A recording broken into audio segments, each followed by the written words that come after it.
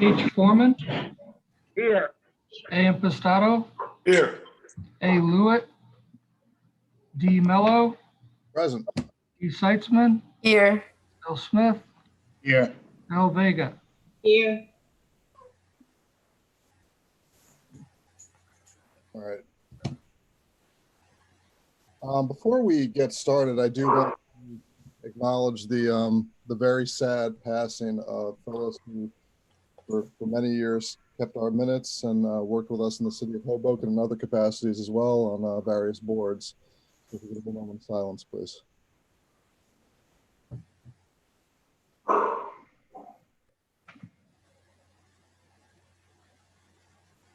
Thank you. Next on the agenda, I have to read the open public meeting act notice. All right, so I would like to advise those present that notice of this regular meeting of the Housing Authority of the City of Hoboken has been provided to the public in accordance with provisions of the Open Public Meeting Act.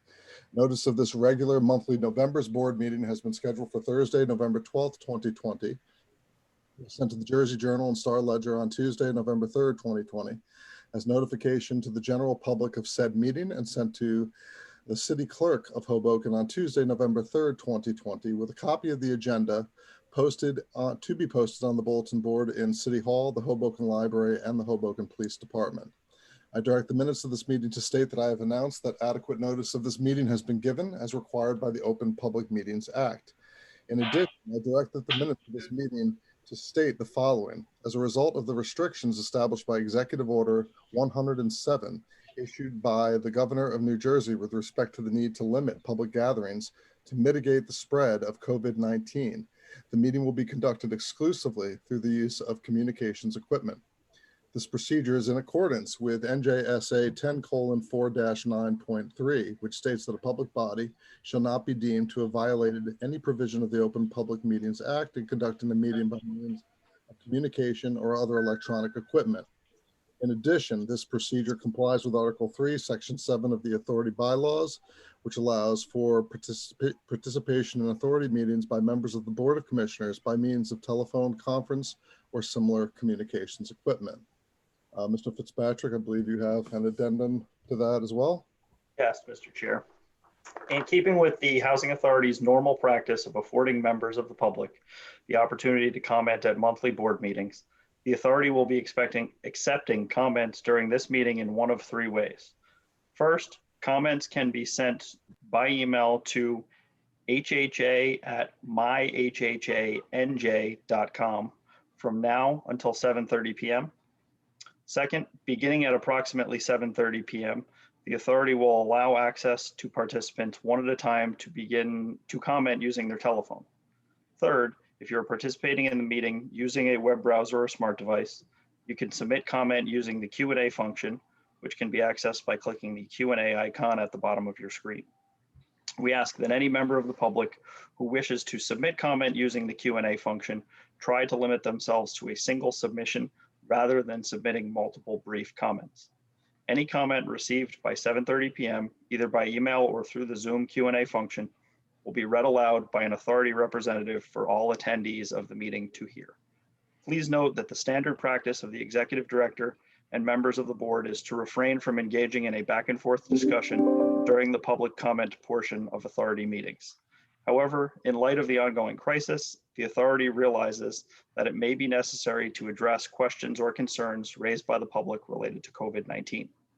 On behalf of the authority, we thank you in advance for your patience and understanding. At this time, in order to allow more time for members of the public to submit comment in advance of 7:30, I recommend that the board consider adopting a resolution to reorder the agenda to allow the executive director to present his report.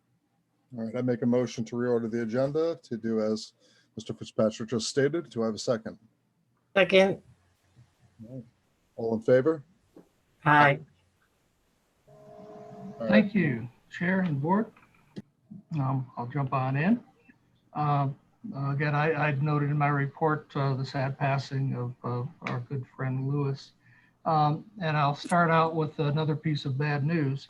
It's with regret that I've got to announce that Libya on our call tonight will be leaving us. She's put in her resignation and she'll be going on to other pastors. We are definitely going to miss Libby. Libby, thanks for all your service all these years and everything you've done for us, Miss Libby. Thank you. You'll be very much missed. You will. I'll miss your smiling face. We continue to meet with residents, contractors, and service providers as needed. And we continue to have regular conference calls in the mornings. We are trying to stay as social distance as possible. I think you'll see a theme here a couple times with the resurgence of the second round of COVID that's out there. We're really trying to keep our residents and our staff safe. We do have a new round of elections for resident officers underway. We're excited about that. I think it's going overall well. We are trying to figure out ways to keep that election process as safe as possible, and hopefully we'll come out of that well. The security committee had a productive meeting with the Hoboken Police Department. I think it was an overall good meeting with Chief Ferranti and his staff.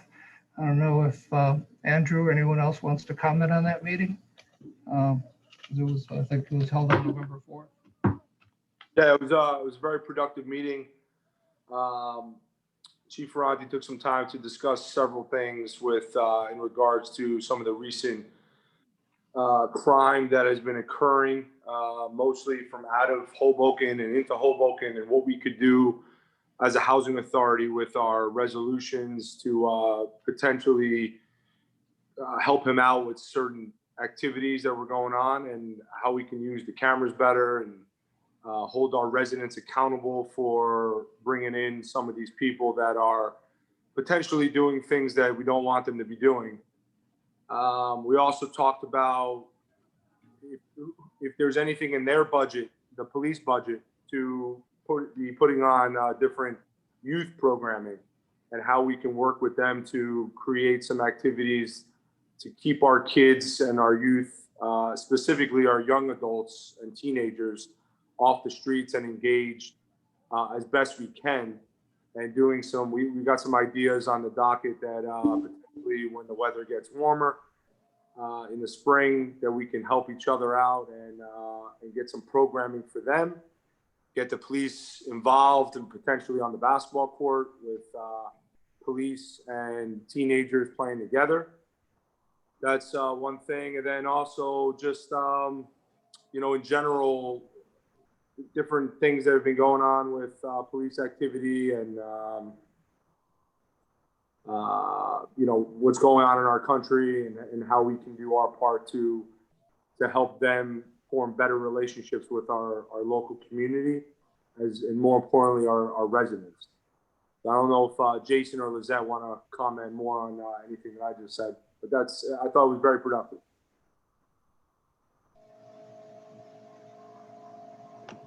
I think you covered it all. Thank you, Andrew. Thank you. Overall on COVID-19 issues, we remain committed. It's been a tough month. I think we've been seeing, some of the resurgence issues and people being very sensitive to issues. We've had some staff that has had to been out for lengths of time on quarantine, working from home. It's been a difficult month. We've been, I think, seeing this idea of a second surge coming around. I think we had a real drop for a while. So we've got to stay really diligent on this. We're still keeping our community rooms closed, except for some special events. And those special events that we've been having, we're limiting to primarily outdoors. And if we've got to use the community room, it's really for just staff to organize, or maybe put some food in the fridge for a while, and then bring it on outside. Because the last thing we want is to have an event in any way enclosed and then find out that somebody had tested positive, and it starts to have a ripple effect once we find out.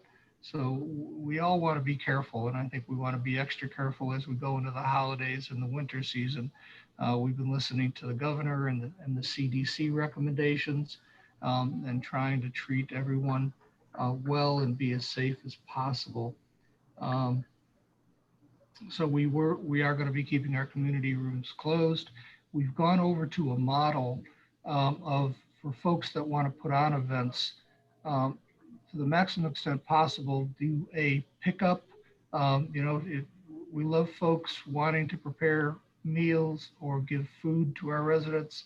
But the model would be have the food pre-prepared, have bags or boxes ready.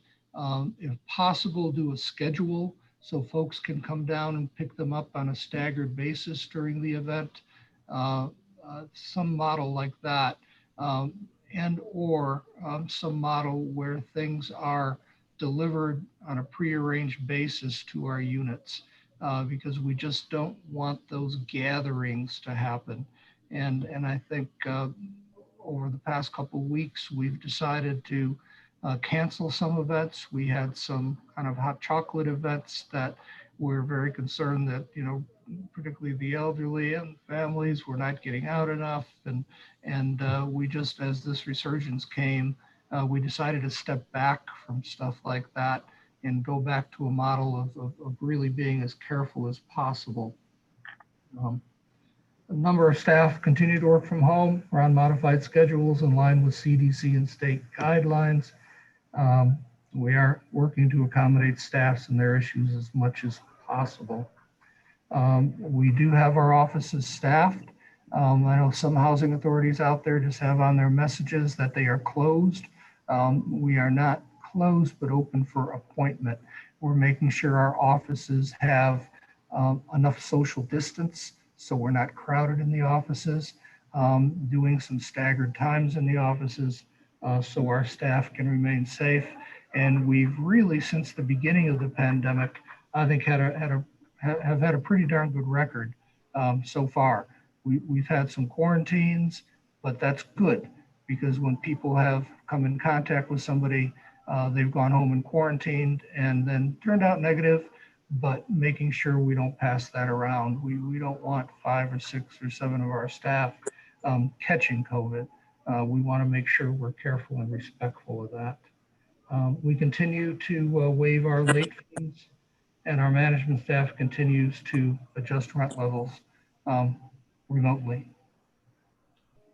I do have as an exhibit, kind of an exhibit 1, our updated COVID-19 budget. And Emil, you want to make a comment or two on that budget?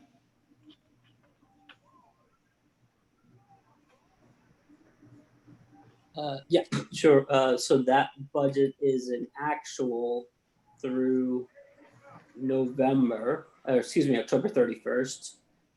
It reflects actual payroll costs through our most recent payroll and all expenditures that the authority has incurred through this last round of payments.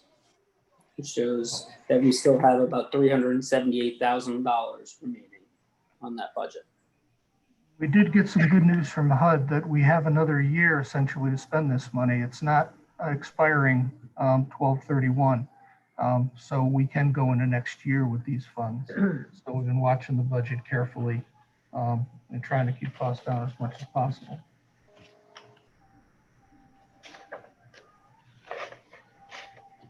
I do have a vacant unit report attached if we're there.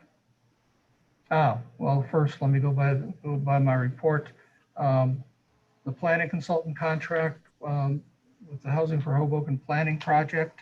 If you remember last meeting, you approved us to negotiate a contract with them and come back to the board once that was complete. We've had some meetings with that planning consultant, Tortigalis, and just today they forwarded to us a preliminary scope of work that our group is going to be reviewing. And so we're a little ahead of the curve for the December meeting. We're going to make some comments, have some couple meetings, I think certainly before the next meeting. I've been on the phone with them quite a bit. And we anticipate that we'll be able to have a proposed agreement with the firm by the December board meeting for you. So we're excited about that. We can't wait to get that moving. And so right at the beginning of the year, we'll be able to move ahead with our planning project for the renovation and rehabilitation of our units. I do attach that vacancy report, the transfer report, and the Section 8 leasing report. As you can see from that report, and by the way, I sent out, and I'm sorry the original wasn't sent out along with the packet, because the one with the packet's a little hard to read. And I sent out an ancillary one a little bit later once I took a look and getting ready for this meeting. Um, our our vacancies, I think, are going to start to turn the corner. We are going to be done with the first phase, as I say later in the report, of our elevator project in the first week of December, maybe a little bit before. They have promised me a date certain on the completion of the first phase elevators by tomorrow. So we will know a date certain. That date's going to be somewhere either right at the end of this month, they're really getting close, or it's going to be right at the beginning, very, very beginning, we think in the first few days of December. Of course, the contractor has his time. He can call that, or when he's done, got it inspected, get it done. He thinks he can provide that, and he's dedicated. He wants to provide that. He wants to get this thing and this first phase done. Once that first phase is done, we then start the process of our second phase relocation in the next 4 buildings. We believe we know where everyone's going. We are going to have a little change in that as you get into the final days. So we're still being somewhat conservative until we know where everyone is going. And then once everyone's in place, we can go full speed ahead from there for the first time in quite a while. And I do have later on in the agenda tonight a resolution on tonight's board to authorize a A&E firm to start with plans and specs on 42 units, vacant units, to turn those units. And hopefully in a short while, we'll have those units, which are the worst of our vacant units out there, turned and ready to go. We will know exactly what units those are as soon as the contractor is finished and the relocation consultant in the first couple of weeks of December is finished with their work. We do have 3 initiatives going on, as you know. We've got the roofs for the Housing Finance Agency essentially complete. We're really excited about that. We do have the Harrison roofs starting soon. Permits are being obtained by the contractor as we speak, and they should be starting that project in the next couple of weeks. We all fully expect that new Harrison roof to be on before winter hits, and that's our goal with the contractor, is to get that on before the snow flies. So we should see that work starting at Harrison Gardens in the very near future. The exterior tuck pointing work is complete at Monroe Gardens. And C, the first 3 buildings, I've talked to you about the elevators. We have turned 1 of 2 elevators over to the contractor at Adams Gardens. They're nearing completion on that. The completion schedule on that project is just a little bit behind the project over at Andrew Jackson. So we expect sort of around mid-November, I'm sorry, mid-December, that first elevator at Adams Gardens will be complete, and they'll be moving on to the second elevator. Can't wait. As you know, some of you may have heard at Adams, what we're doing is we have 2 elevators, so we didn't need to do a lot of work there, pre-work. But once we have the new elevator functioning, right now we're still using one of the old elevators. So we're constantly maintaining it because it's taking double the stress of what the 2 elevators did in the past. And the 2 elevators are so old, they were breaking down. So we've been on top of it. When we first started, we had a couple weeks that we had a few shutdowns on the elevator. Once that first couple weeks was over, The elevator's been running pretty well. I think we've had 2 instances of a shutdown that have lasted about an hour or so, but not bad. We can't wait for that transition, because then the sole elevator that will be running will be a new elevator. So I'll sleep better at night, guaranteed, once that is done. At the RAD Fox Hill, we have, I think, made some significant progress in moving toward the closing of the loan with the bank at Fox Hill. And Harold, do you want to say a thing or two about where we are? Sure, Director. We've been working with the bank to get the final commitment. You recall that I've said that the last 2 meetings, and it's still true today. And we are within 4 points of getting it resolved. I expect that that'll happen by next week. At that point, the HUD material will all be submitted to HUD for its review. And hopefully we're on schedule for a closing, as I told you at the last meeting, probably sometime at the beginning of 2021 into February, probably. There are no real issues here. It's just that the bank, as we've said before, moves extremely slowly. Thank you, sir. And thank you Once for that's your work. approved, how long do we start work? I'm sorry, Commissioner. Was the question, once we get all this done, can we actually start work on the building? I think it's for Director Recco. Once we, Director, what do you estimate we put shovels in the ground once we get approved? Yeah, spring. I think by the time we get everything into HUD, by the time we get all the HUD approvals done, get everything signed and online, I think we're going to be in the middle of winter. We still have a ways to go. HUD is traditionally slow on these. So I think it's still going to be a few months anyway. Harold, do you want any other angle on that? Well, after we close on the financing, then we have to hire architectural effort with respect to this work in particular, and then go out to bid. So if the question is when do we put a shovel in the ground, I would say next summer at the earliest. Being the optimist I am, I'll say spring. Yeah. But we'll push.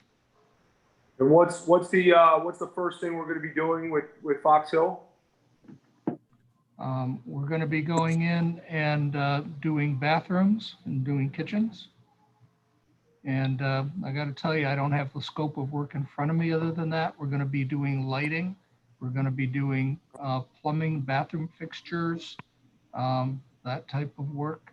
Trying to remember what else on that scope of work. We've been dealing with financing for so long that scope of work's faded into the background for me. New patio doors, Yeah. What's that? new doors on the balconies. Thank you. New doors. We have to relocate those residents when you do that? No, sir. The level of work here will all be done with residents occupying the units. Great.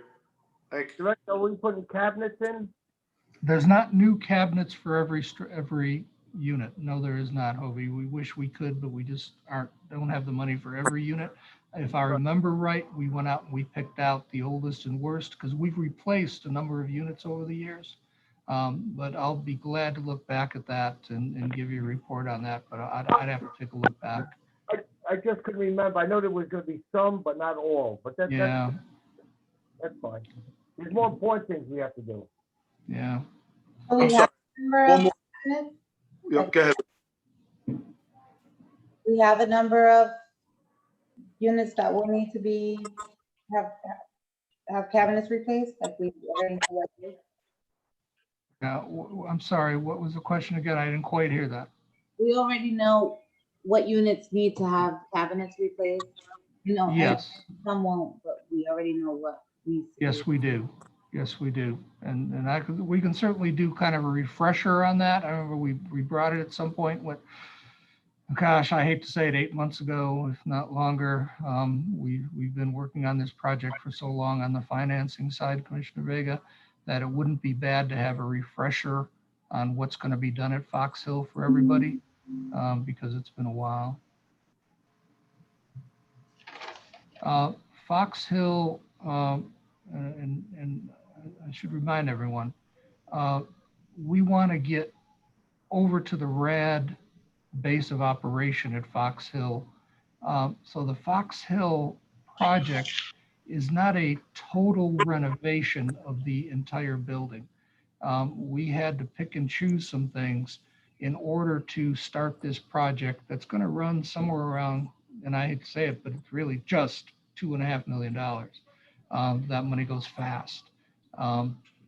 So our concept at Fox Hill is to get our first building over into the RAD side, so we can get under a Section 8 funding stream, which is going to help us economically in many, many ways. Not only on basic income stream, but also on admin funding, and future increases. But I do believe that this is a temporary project, if you will, for Fox Hill. That once Fox Hill is closed and the work is done, I believe this organization 5 years from now, maybe after we're done with our redevelopment on the rest of our units, should go back and refinance and take a look back at Fox Hill, because there is more work to be done in the long term. This project will get us stabilized. It will give us new faucets, new toilets, so we won't be chasing all these leaks that we do everywhere. But there will be more work to be done at Fox Hill if we want to bring it up to A1 standards. And I think our plan here overall is that once we close this, we do it in approximately 4 or 5 years, that we go back and do a second financing over at Fox Hill. But you would say that out of all the buildings on our campus, that's the most habitable one, or is in the best shape? I think it's without a doubt, it's in the best shape. Yeah. But some of the best shape is pretty obsolete. There's no insulation on the building. The baseboards are electric, kind of a plug-in electric. So we're paying a whole lot for energy in that building, which we need to alter. Yep. One of the advantages, for example, and I think Aaron and I've talked a lot about this, is that once we're over on a Section 8 platform, when we then go in and start doing energy conservation measures, we will then benefit for any energy dollar we save, we will benefit. So it's going to be a lot of good things that come once we go over to the Section 8 funding stream, because there are definitely some energy issues that we've got. I think those front walls in the long run are going to need to be rebuilt and insulated. Without a doubt, we would like to look at a change in the heating system for Fox Hill. This project just doesn't have that kind of money at this point. And if we were to do that, we would be talking about tax credits. We would be talking about a multi-layered financing package, and that in itself would take a couple more years. So we, as a group and a board, made a decision. The board also made the decision, almost 2 years ago, I can't remember the timeline anymore, that it would be best to go to Fox Hill, do what we can with this, and then move on to the other ones and come back to Fox Hill. I still think that's a good decision. Now, by Fox Hill going into RAD, does that sort of help our transition into the RAD program for accounting and the whole list of things that have to be done, I guess, on the finance side, once buildings leave HUD? Without a doubt. And that's kind of one of the things that I've viewed this as a great opportunity to do, because it is going to train this housing authority how to do this. Okay. It is going to give us that first building with a pretty straightforward project that we can go into the RAD model and figure out how to do it all because it's a change. We're going to have to do our accounting differently. It's going to be a standalone development that lives and dies by itself. It's going to be a different way of receiving the funds, a different way of doing almost all of the business that we do. And I can't wait to make it happen. So it's coming to fruition finally. And it's been frustrating that it hasn't before this, but we're getting there.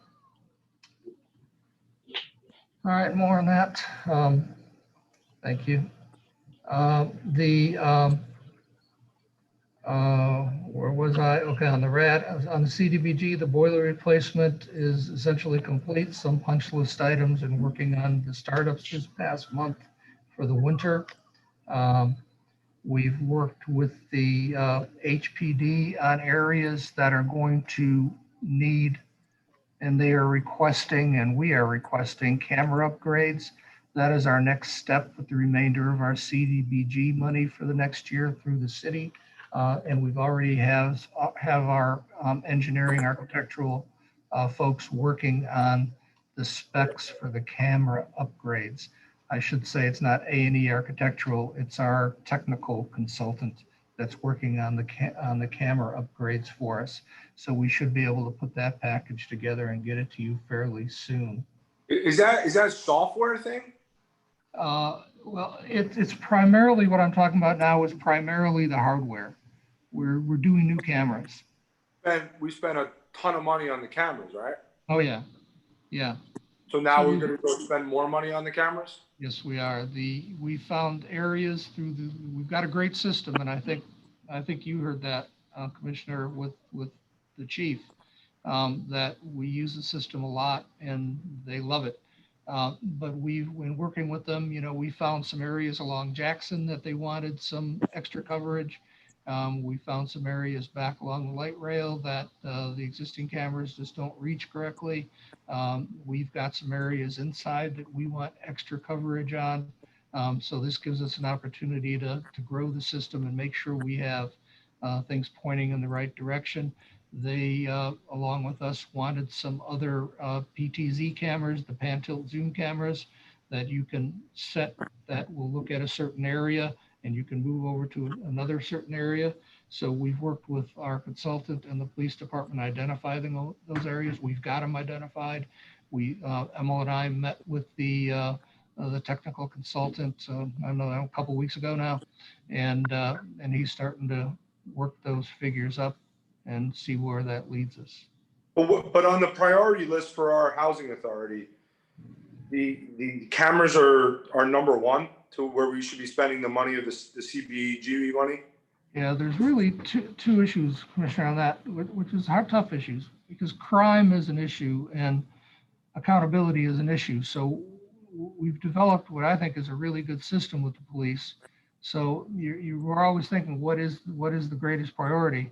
The second is that we were able to get this funded through the city's CDBG program, which just doesn't fund anything. So we want to continue quality on our camera systems, continue to utilize those systems, and upgrades come around. And so we definitely made the decision that through the CDBG grant money, that the camera system upgrades were a good thing to do. And in the future, as we do those CDBG grants, this board will always have a say in that. This is an application we put in and we were approved for it. But in the future, we'll definitely be talking to you about if you've got other ideas. What do you mean by the application was put in just for the security cameras? And the boilers, yeah. The boilers and the security cameras. So what else under that application? Excuse me, if I may chime in, it wasn't for the boilers, it was for generator replacements. And sorry, Emil. Thank you. Go on, Emil. Wasn't the generator replacement from the Sandy money? So from the Sandy money back in 2012, we were able to replace 6 generators. The authority has a total of 15 generators. Insurance directly paid for one generator at Fox Hill. We use Sandy monies to replace 6, but there remains 8 other generators that this CDBG allocation will allow us to replace. And what's the total amount for the CGB money for year?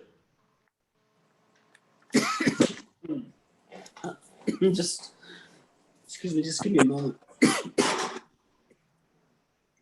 But it's approximately $475,000. Excuse me. For the generators, we're going to be receiving $543,000, and for the cameras, we will be receiving $100,000. Okay, and in that application, what other items I'll just name a few, and you tell me if it would be covered under under that application, CBG money. So maintenance and repairs to units. I don't believe so. Typically, it has to be a capital improvement. That's not a cap. That's No, That's not. Yeah, Commissioner, this is Harold Fitzpatrick. Definitely anything in the category of maintenance would not be something HUD would approve under CBDG. What about a roof repair? I'm sorry to jump in there, if I may. What about a roof repair? Wouldn't that fall under a capital improvement? no, Yes, it could. it has to be a roof replacement, I think. Yes, it has to be a replacement. I agree. Cabinets don't fall under capital improvement? I'm sorry, Lizette, I didn't hear you too well. Cabinets and other bigger expenditures don't fall under cap expenses? Yeah, I don't know if CDBG would do cabinets. We could certainly find out. But we've restricted our applications to the more major systems that we have. We do not want to be in the situation where we get a major power outage and our emergency generators are, we just can't be in that situation. You know, if we get another Sandy and our power's out for weeks, we are going to be asked, why didn't you replace those generators when you had a chance to? And I think I have based our decisions as much as possible here on many of the major systems that just need to be replaced. If we ignore them, our elevator systems, our boiler systems, if we ignore them at our peril and I believe our residents' peril. Yeah. Well, as long as you tell me that we can't be fixing residents' units with that money, then that answers my question.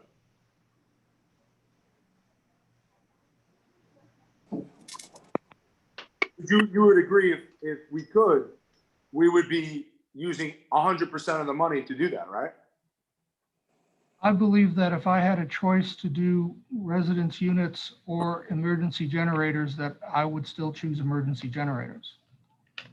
I would agree with the generator. I'm sorry, Andrew, to cut you off. I would agree with the generators. I don't know if I would use $100,000 for cameras. Yeah. If we could use that money to improve our tenants' units, I don't know if that's the way to go. And while I do agree with the concerns about security and obviously the crime concerns, again, like Andrew said, I don't know if $100,000 for cameras is the right prioritization of the money. Yeah. I do want to note for everybody's edification that was done when I was still on the city council in the wake of a murder in the housing authority, and there was a lot of support for that outside of the housing authority amongst council members and the mayor at the time and different people. So that's a big part of why that happened. And our crime rates continue to be a challenge. It's a fight that we just can't stop fighting. But again, we can, you know, we always have room for some disagreement on where priorities are on this. We can understand that. You have the looking apartments, if you let your security guard down, you let your security cameras lapse, you're gonna have a problem down there. That's for sure. Yeah, I agree with Hovey, especially now you need security. Maybe we could find less expensive cameras, or you could go back and do some due diligence, but you have to have the security cameras. Cameras are like computers. Their lifespan isn't long, because technology moves it so far and fast that in the blink of an eye, within a year or half a year, those cameras are obsolete, like a laptop. Agreed, but PTZ cameras are more expensive, and unless somebody's actually looking at them real time, Yup. it doesn't make a difference.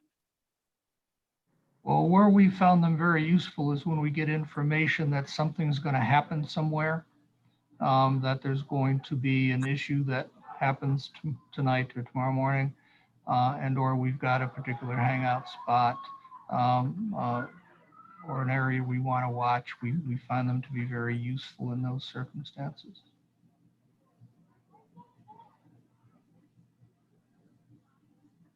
But most of them aren't.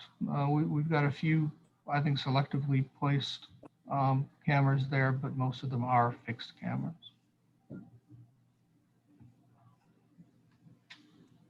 All right. Thank you. We've got the gate upgrades contract for Fox Hill and Adams is under contract. And depending on the weather, the contractor is doing submittals and ordering materials, and we hope the weather holds out for him to be able to put those parking gates back in operation at Adams and Fox Hill Gardens. We've been looking for a way to fund those for a long time, so I'm excited about finally getting that done. Are we seeing a problem with Fox Hill and like the security of the parking lot there? Yeah, we've got neighborhood folks that are coming in and parking. We've got folks that abuse it quite a bit. The residents at Fox Hill have made it very clear to me that they are interested in going back to having the integrity of that fence line around their property restored again. Because with the opening at those gates, people are coming in, walking their dogs. They're having those issues, and they have really clearly asked me at resident meetings, and this goes back a few years now, to have those gates restored back in working order as they were before Sandy hit. What's the total cost of that gate? Emily, you with us?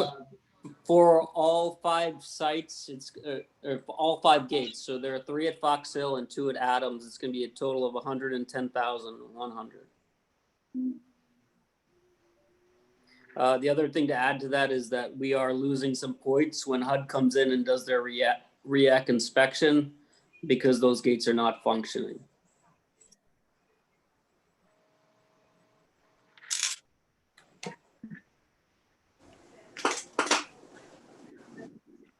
The Adams Sewer project is near completion, a little bit more tile work, and we're done over there, thank goodness. I should note we do have a special board meeting coming up on December 3rd at 7:00 p.m. If you remember, that's to review the ACOP. The meeting will be a total review of that document. We also will be having at least one resident advisory board meeting before that meeting coming up here in the next couple of weeks. And we'll be going through that document with the resident advisory board very in detail as well. We did receive 2 proposals for the use of project-based vouchers in response to our request for proposals. We are working now on finding the final funding for that. We did have a funding shortfall for our project-based vouchers. We will not initially be able to fund as many units as we anticipated or wanted to, but we are working with the proposer on that, particularly for one of the proposed projects. We're working out a plan to fund that project, even at a lower level that we could add units to as time goes by. As a result of that, I know we were talking about opening up the Section 8 waiting list in a lottery fashion.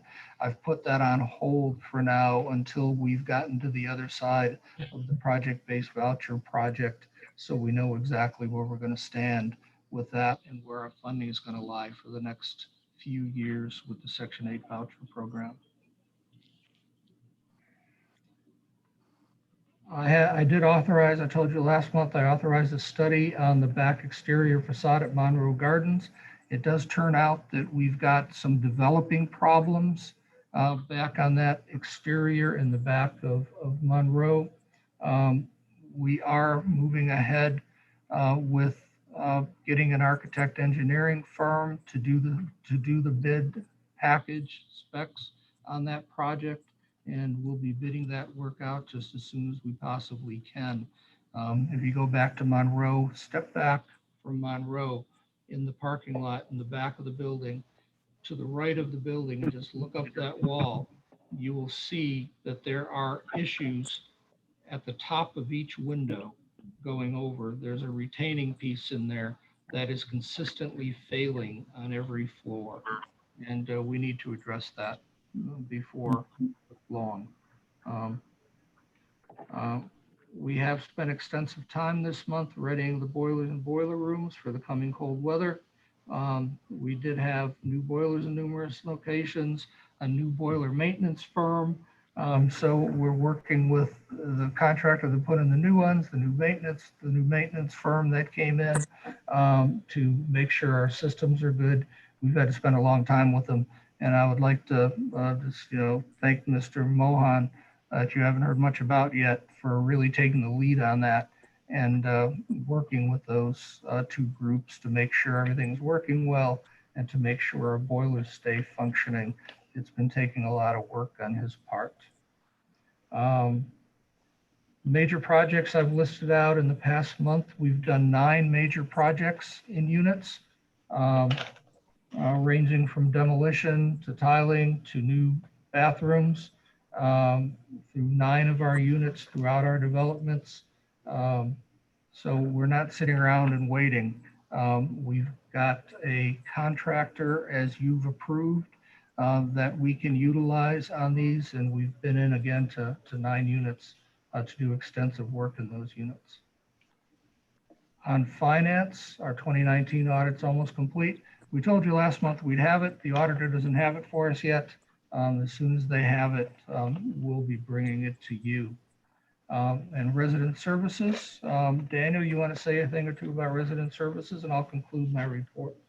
Thank you, Director. Just want to focus on the nonprofit programming and services to our community. I want to thank Hoboken Grace. Every year they do their Christmas exchange, and that benefits many of our families, especially during that important holiday.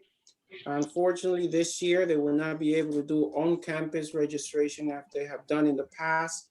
So we are referring our community to please submit their wish list online, and we have posted that on our social media as well as on our website. I want to thank the Hoboken Public Library. They resume operations at the Learning Center twice a week with their outdoor booth, both Mondays and Thursdays from 1 p.m. to 6 p.m. And they're also working on installing a walk-up window at that location to provide additional services to the community. Additionally, the Hoboken Food Pantry will continue their bi-monthly distribution this month. On the 19th is going to be the final distribution that they're going to be doing at the Harrison Gardens courtyard. In December, they're going to be moving to the 605 gymnasium to accommodate for the winter months. Hopefully in the spring or summer, they'll be back to this to the Harrison Gardens location. So residents of Andrew Jackson and Harrison will have to pick up at the 605 gymnasium, and residents of Adams, of course, will pick up at the 124 Grand Street. Fox Hill and Christopher Columbus will continue to pick up at the Y on 13th Street. So we thank the Hoboken Food Pantry for their amazing support to our community, especially during these times. I want to move forward and speak as to what the city of Hoboken has been doing. Thank Director Pellegrini for his effort and support to our seniors. From time to time, he does impromptu food boxes distribution to our senior buildings. And on the 28th, we did 2. We supply food boxes with dairy products and other important products to our residents, both Adams and Fox Hill. So we thank the city of Hoboken, Director Pellegrini at Human Services for continuing to support our community with these impromptu events and programs, impromptu food box distribution. The Resident Advisory Board, which is not on the snapshot, we continue to work with the Resident Advisory Board. At this time, we're conducting resident council nominations. Actually, the deadline for resident council nomination was November 9th.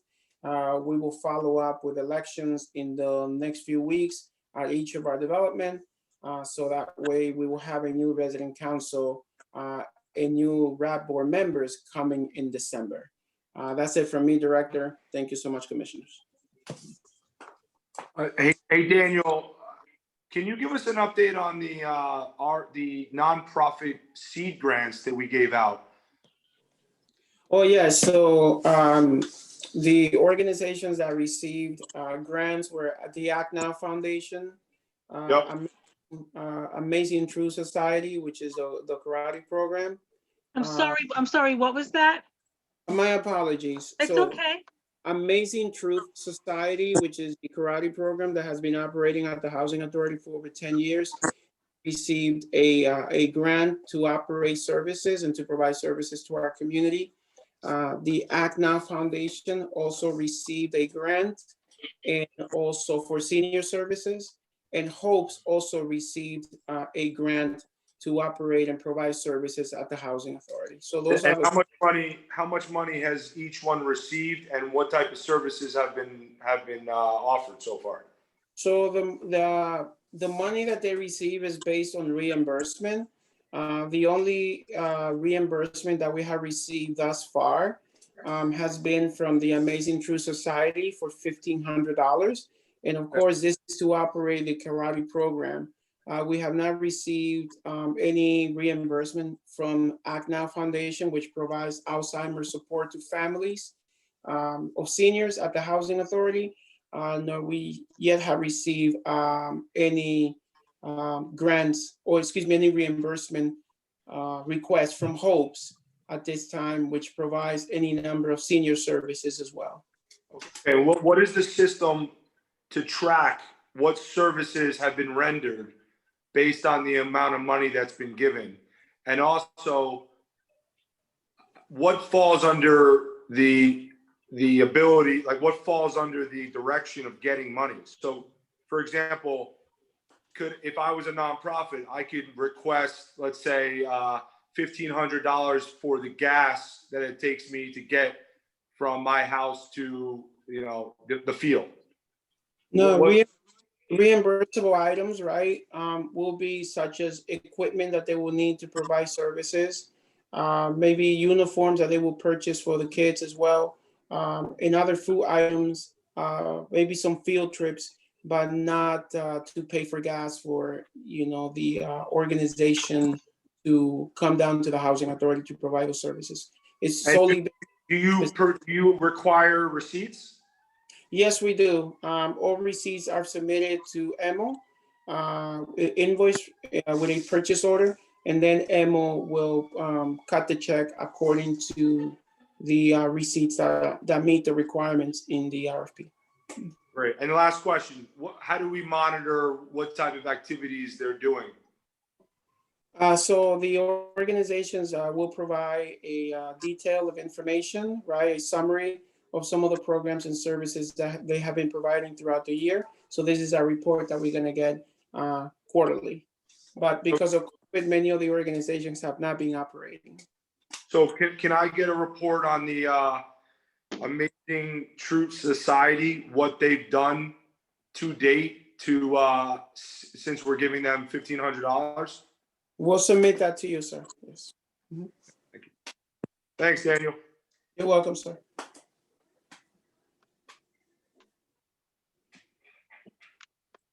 All right, so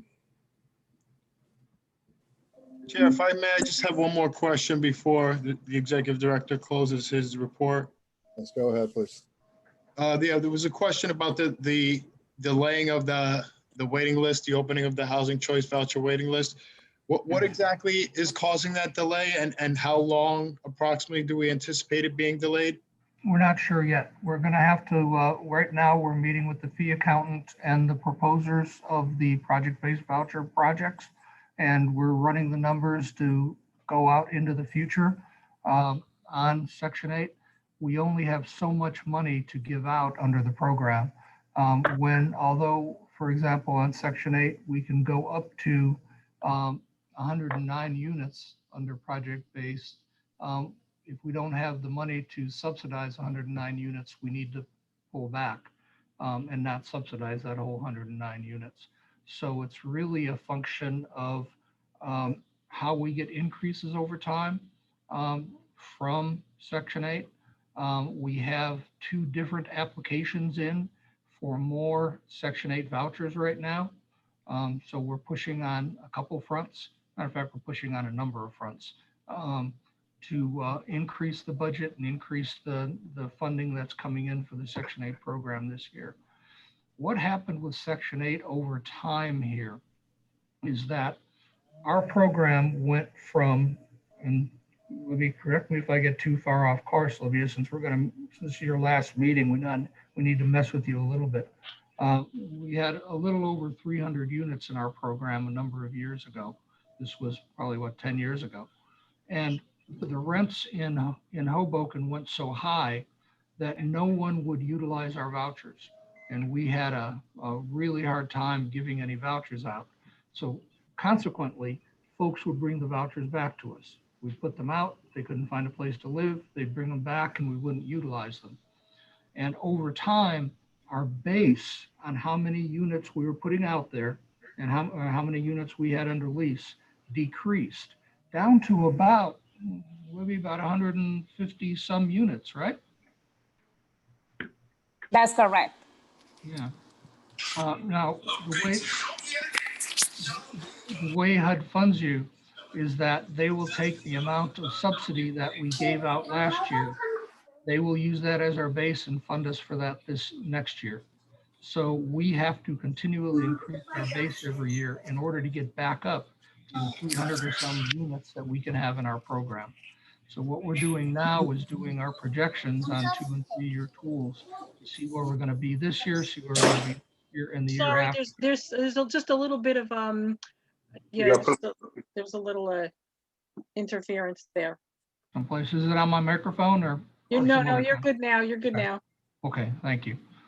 So we're actively working with that now. Dave's been working with us on it. He's been in a meeting on this and we're continuing to work. We're going back to a meeting tomorrow afternoon and I'm sure next week as well. So we're working out some strategies as we speak. But as far as Commissioner, as far as a direct answer right now to tell you how long until we can open up the Section 8 waiting list, I'm just not comfortable telling you that until we have some more information and some more projections. But if we're shifting to vouchers that are not tenant-based, but are building-based, and the intent here is to try and supplement the 96 apartments or SRO rooms. They're hardly apartments. They're about 90 square feet each for each tenant at the Y building. So right now we're running in debt over there and we need to get Section 8s to become a viable institution. So that's what a lot of this is about, to try and supplement other very low income units in Hoboken to be viable.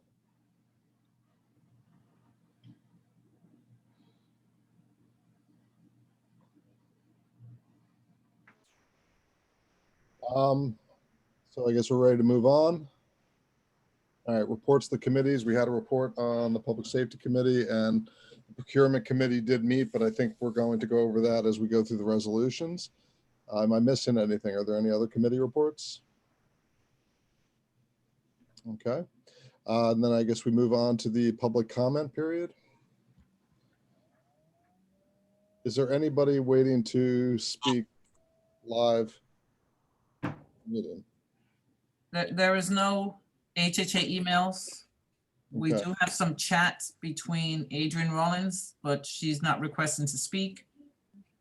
Would she like her prior to 7:30 chats read into the record, or has she not indicated one way or the other? She has not. She just keeps sending. All right, I'll read the ones prior to 7:30, which is when we had the cutoff in the announcement. These are all from Adrian Rollins.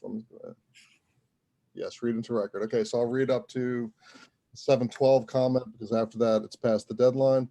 Hello all, still Matt Leaves on ground. I'm sorry, what was that? This is If you could- Adrian Rollins. Uh-huh. She's one of our residents. Hello all, still mad leaves on grounds and a slipping hazard. My emails all need to be answered. RIP Mrs. Lewis.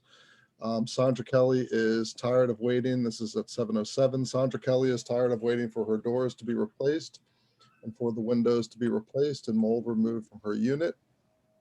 2 exclamation points. She was told several times that it would get done several times in the last month, and still, all caps, nothing has been done.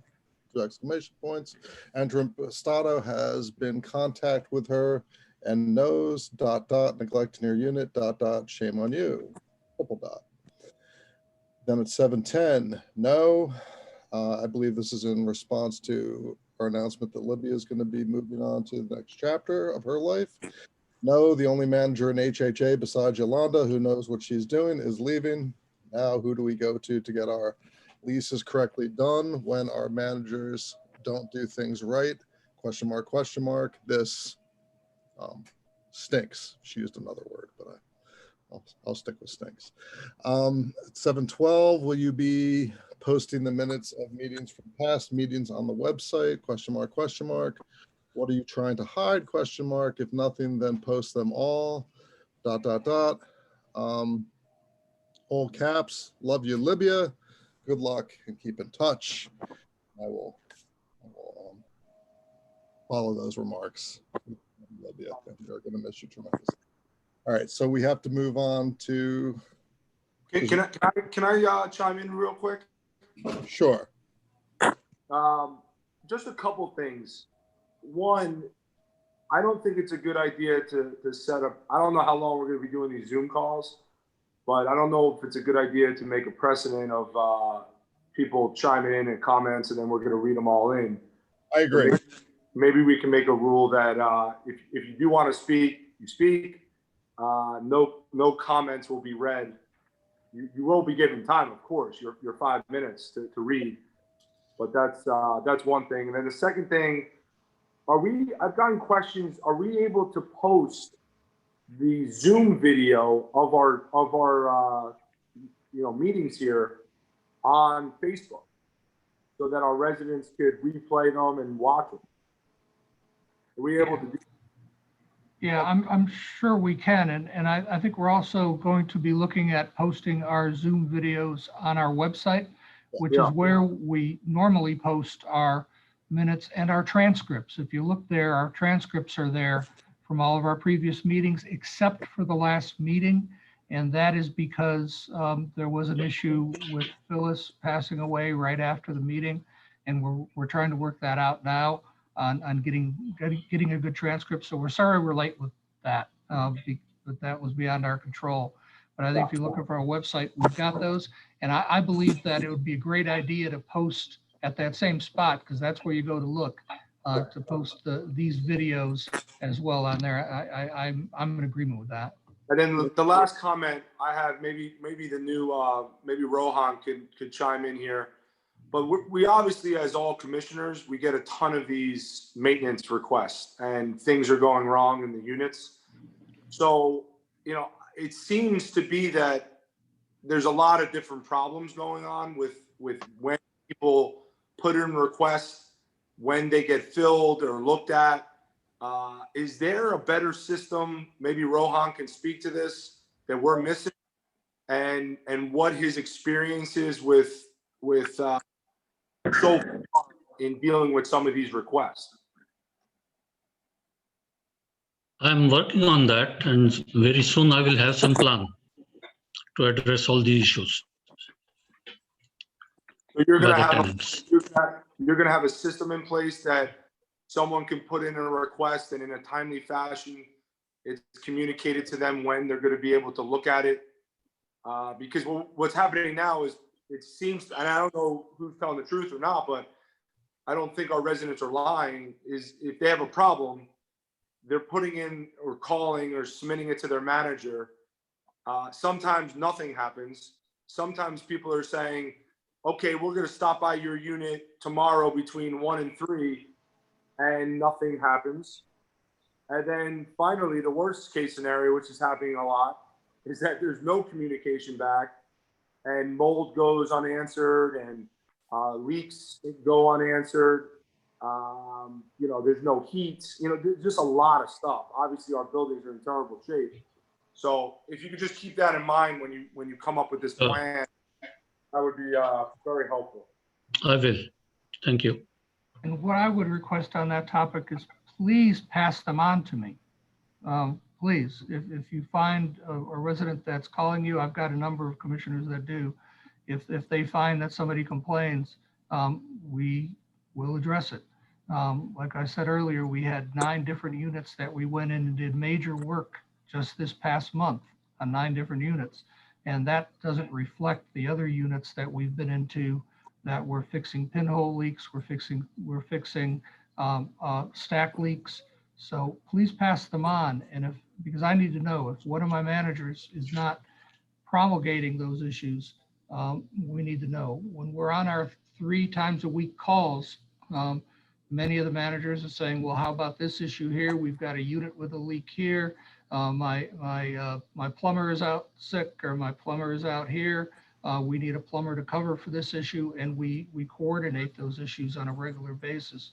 So please pass them on, and we will make special efforts to address them. With this COVID, we are trying to focus on emergency, and if somebody has a mold issue or somebody has an issue that's affecting health or safety, I think we will get right on it. And if anything has dropped through the cracks, please feel free to reach out to us. Excuse me, Chair, Barbara Reyes wants to speak. Yes. Ms. Reyes, please go ahead, or Commissioner Reyes.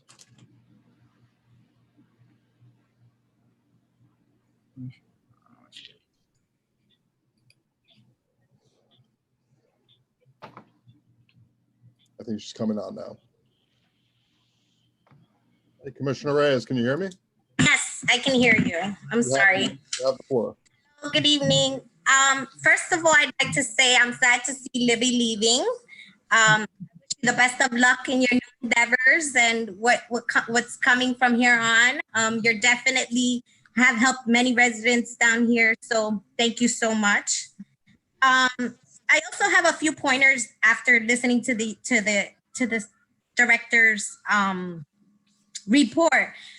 Knowing that the second wave is here, basically, have we compiled a list of the seniors that are living in the residential buildings so that we can include them this time around when things are being given to the senior buildings? Only because I personally saw in the last wave, in the first wave, when the first things happened, that sometimes the residential building disabled individuals and seniors were kind of left out until it was informed that, this person didn't get it or didn't receive anything. So I'm hoping that this is something that you guys are working on so that when this does happen, that we're on the ball and no one gets left out, especially a disabled person or a senior.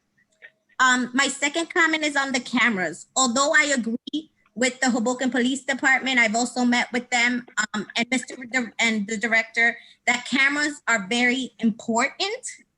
How important or how valuable are they when they're not being monitored is my biggest issue.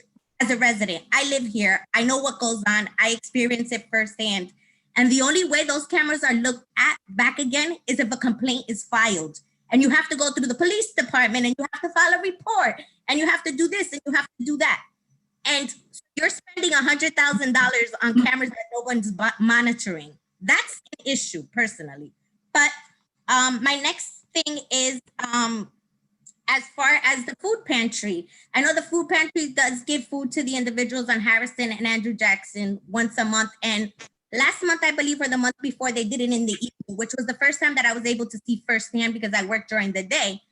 And I was a little bit quite concerned, and I did bring this issue to Danny's attention. There was no social distancing. The actual line was around the corner on Harrison Street to the parking lot, past 311 Harrison parking lot. There were seniors, there were adult, families there, and there was no social distancing. And I understand it may be hard to keep it, but maybe they need to have a better system where if you're already on the list, then those food packages are put to one side and given out briefly. And then the people that are coming in and actually signing up, maybe they should be put on a different line because it was chaotic, to be honest with you. My next thing is exterminations. Director, with the capital, with what they're doing, especially in 560 with the elevators. I know many residents have complained that they now have roaches and mice in the apartments, that there's an infestation. And I know that we have had a problem with extermination wanting to come into the buildings because of the COVID-19, which is understandable. But is there any way that we can have extermination maybe in the common areas, in the hallways or so forth? Because people's apartments are being,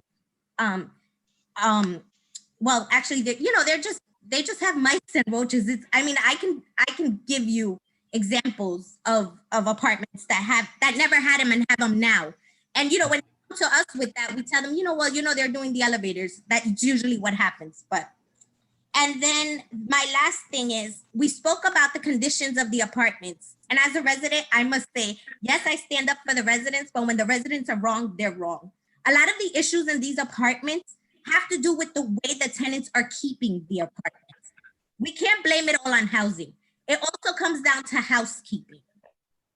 I personally experienced something this last month with a resident from down here where I cannot understand how housing didn't pick up this issue. And this is the importance of yearly inspections being done, because how long was this individual living in those conditions that housing had no idea about? So again, these are just, things that I see, that I hear from the community and from the residents. And I just, I want to give you guys feedback. And, you guys can reach out to me anytime you'd like in reference to some of the issues or anything that I spoke about. So thank you guys for your time. Thank you, Barbara. Thank you, Barbara. Yeah. Okay, so there's nobody else waiting, is there? No one else.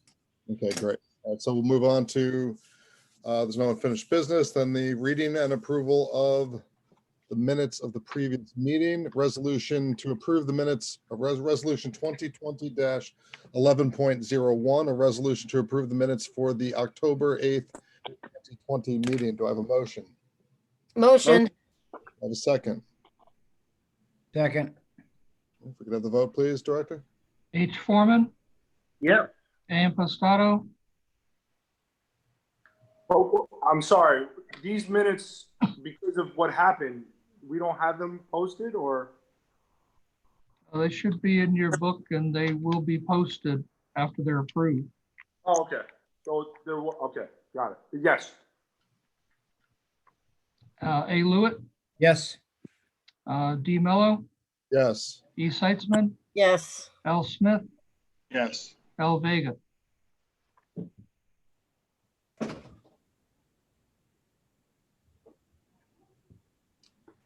All right, resolution number 2020-11.02, a resolution authorizing the payment of the monthly list of bills for the Hoboken Housing Authority. Do I have a motion? Motion. And a second. Second. All right. Any questions or comments? I have a couple questions, comments, Chair. Yep, you're recognized. Thank you. Thank you. Okay, so the Slade Elevator Industries, 13,000. Can we just start putting what building that is as we go here with the list of bills, Emil? If you could just note, like you've been doing with the vehicles, what building that maintenance and repair was for. That would be helpful for me. It would be an exhaustive list. I could do my best, but it's not like with the vehicles where we're servicing 1 or 2 vehicles a month. Slate Elevator might do a service call in 540 and then run to 400 and then run to Harrison Gardens, and some might be minor and some might be major. Okay, I got you. All right. I thought 13,000 was for one specific one, but that makes sense. I don't want to. Yeah, that's cool. Granger, purchase of thermometers. Just curious, how many do we get and what type? I don't know that off the top of my head. I could look into that. And Lourdes, do you have a better idea on an approximation? I know Lourdes handled the project. No, it was Tasha who did the purchasing on it. She did the research. That were like, I think, $20 or $30 item, and we bought 4 of them because tenants complained in the winter that they were very cold, and we wanted to check the temperature. We're talking about these. Same thing. Yes. Yeah, talking about these types that when somebody comes into my office, I'll take their temperature. Yeah, well, we bought them for room temperature. I'm good. Is that why isn't that is that a COVID? No, it was not COVID. Complaints were from the tenants that they were feeling cold at night time. We're talking about 2 different things here. Yeah. Oh, okay.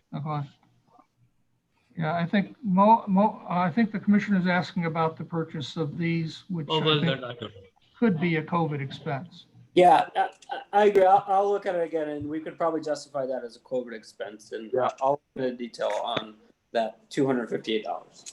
Thank you. And then the last one I have, the last question is the $1,500 for Ray Rodriguez reimbursement for equipment purchase December 2020. Now, so I'll chime in and just let you know that I do have that mislabeled. That should be Amazing Truth Society. So that is part of his contract. So it is not. So that check is being written to his nonprofit, correct? That's correct. That's correct. And this equipment, though, we're receiving receipts for. Yes, absolutely.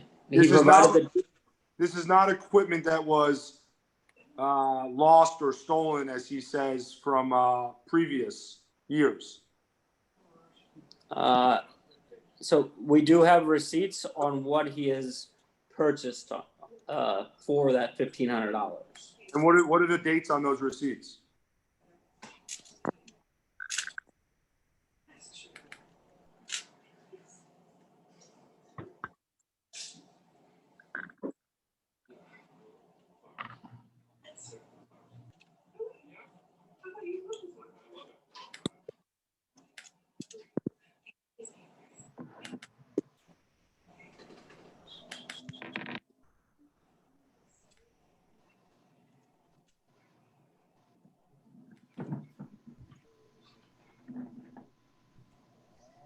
So I'm just looking through a couple, and they're recent ones there's reimbursements for jerseys purchased November of 2019.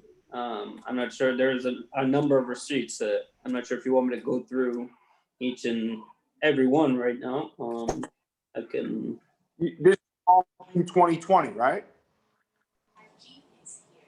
So that one was November of 2019 that I just mentioned. Yeah. So I mean, we should not be approving anything for 2019. This is a program that we're giving grants to nonprofits that started for the year 2020, and that money should be spent for 2020 for programming.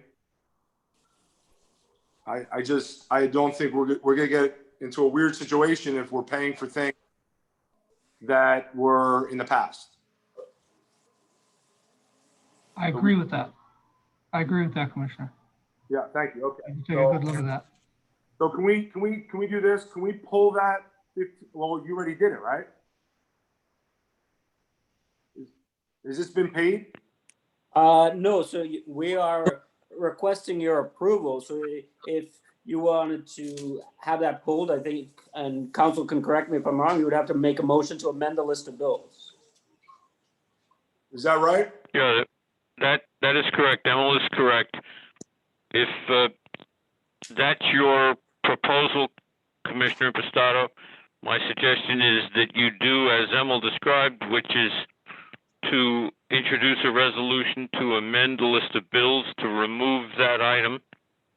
And if it passes, then that means that the list would be amended and then considered without that item being paid. And I assume at that point, some future consideration would be given to it. Okay, so I'd like to make a motion for introduction of a resolution that eliminates the Ray Rodriguez line number 3 of $1,500 from this list of bills. Second that motion, move that line item. If we could have a vote, please, Director?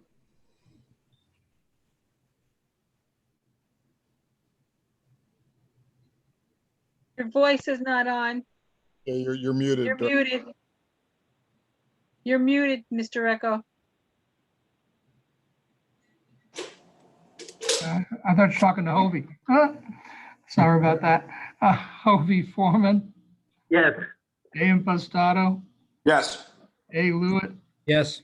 D. Mello, Yes. E. Seitzman, Yes. L. Smith, Yes. L. Vega. Yes. All right. Any other questions, or can we vote on as amended? All right, if we could call a vote on the list of bills as amended? And do you need a motion? Motion. That's a motion. I'll second that. All right, if we could have a vote, please? H. Foreman, Yes. A. Impastato, Yes. A. Lewitt, Yes. D. Mello, Yes. E. Seitzman, Yes. L. Smith, Yes. L. Vega.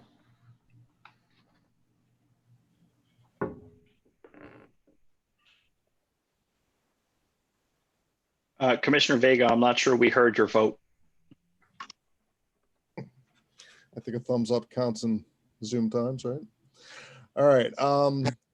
Resolution 2020-11.03, a resolution of the Housing Authority of the City of Hoboken to enter into a collective bargaining agreement for residential construction with LIUNA Residential Construction and General Services Workers Local Union Number 55. Do I have a motion? Motion. Do I have a second?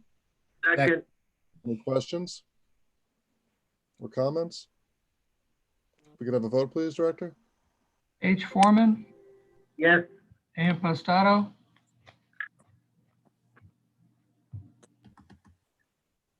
Yes. A. Lewitt, Yes. D. Mello, Yes. E. Seitzman, Yes. L. Smith, Yes. L. Vega. Yes. All right, resolution 2020-11.04, a resolution of the Housing Authority of the City of Hoboken to increase the amount of the contract for general engineering services. Do I have a motion? Motion. Do I have a second? Second. Any questions or comment? We could have a vote, please? H. Foreman, Yes. A. Impastato, Yes. A. Lewitt, Yes. D. Mello, Yes. E. Seitzman, Yes. L. Smith, Yes. L. Vega.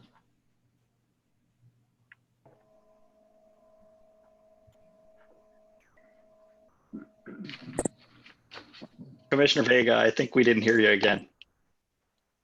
Sorry, yes. All right, resolution 2020-11.05, a resolution of the Housing Authority of the City of Hoboken to purchase 2 vehicles. Do I have a motion? Motion. Do I have a second? Second. Any questions or comment? Yeah, I have a couple comments here and questions. Go ahead, you have the floor. So I'm not confused, but I have a problem with this one just because obviously our, we're tight for cash and we're tight on a budget, and $50,000, a little over $50,000 for vehicles is, we don't have a very big campus, and we have this fleet of vehicles that is about 1, 2, 3, 4, 5, 6, 7, 8, 9, 10, 11, 12 vehicles, and we're constantly a lot of these vehicles are 2013 and up.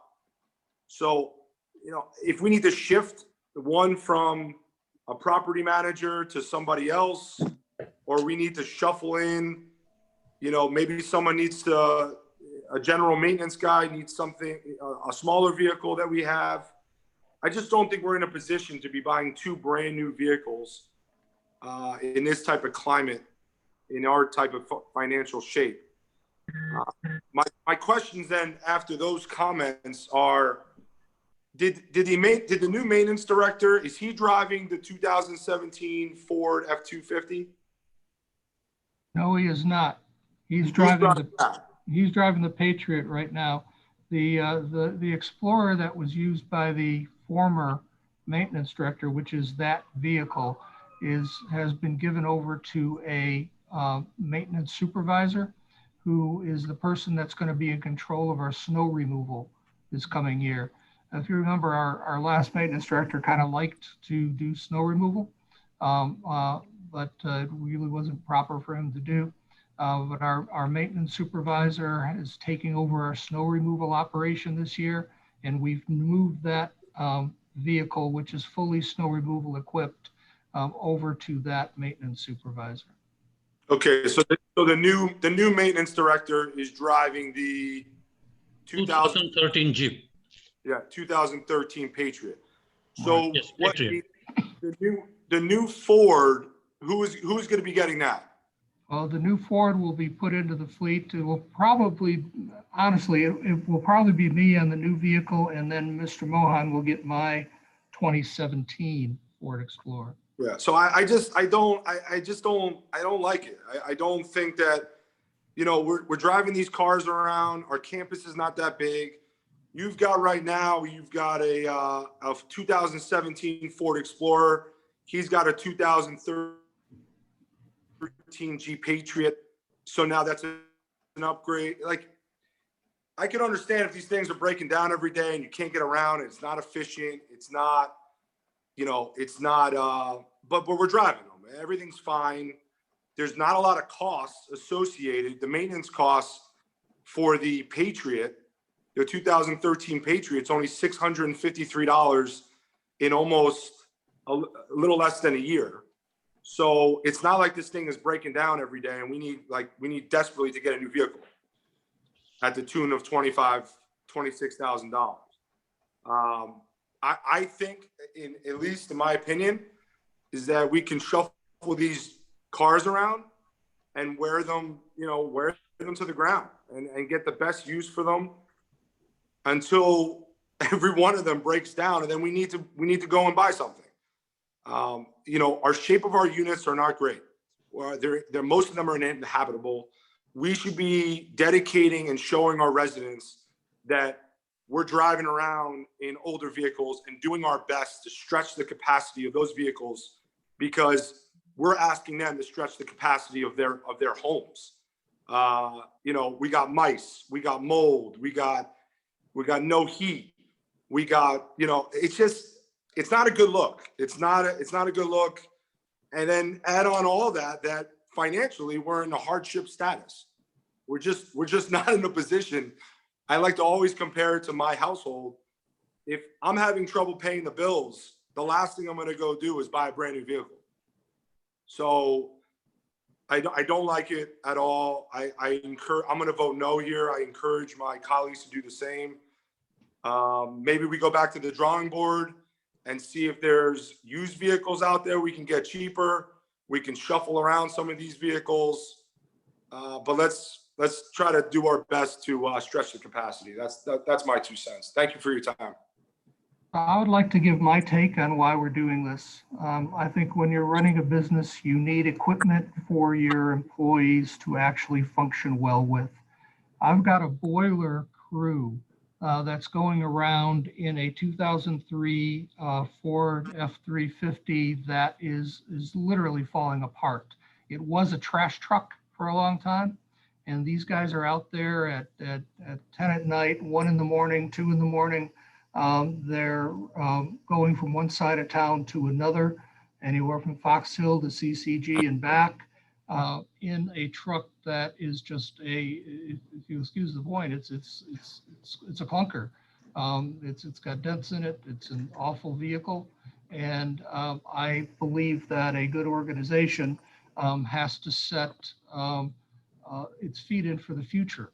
I think if we're going to have a boiler crew that needs a van, by the way, rather than a pickup, so they can actually have equipment and tools in the van and have a station so they can effectively respond to things like heating emergencies, then we need to make an investment in systems, and a vehicle fleet is a system that they can actually function like they should.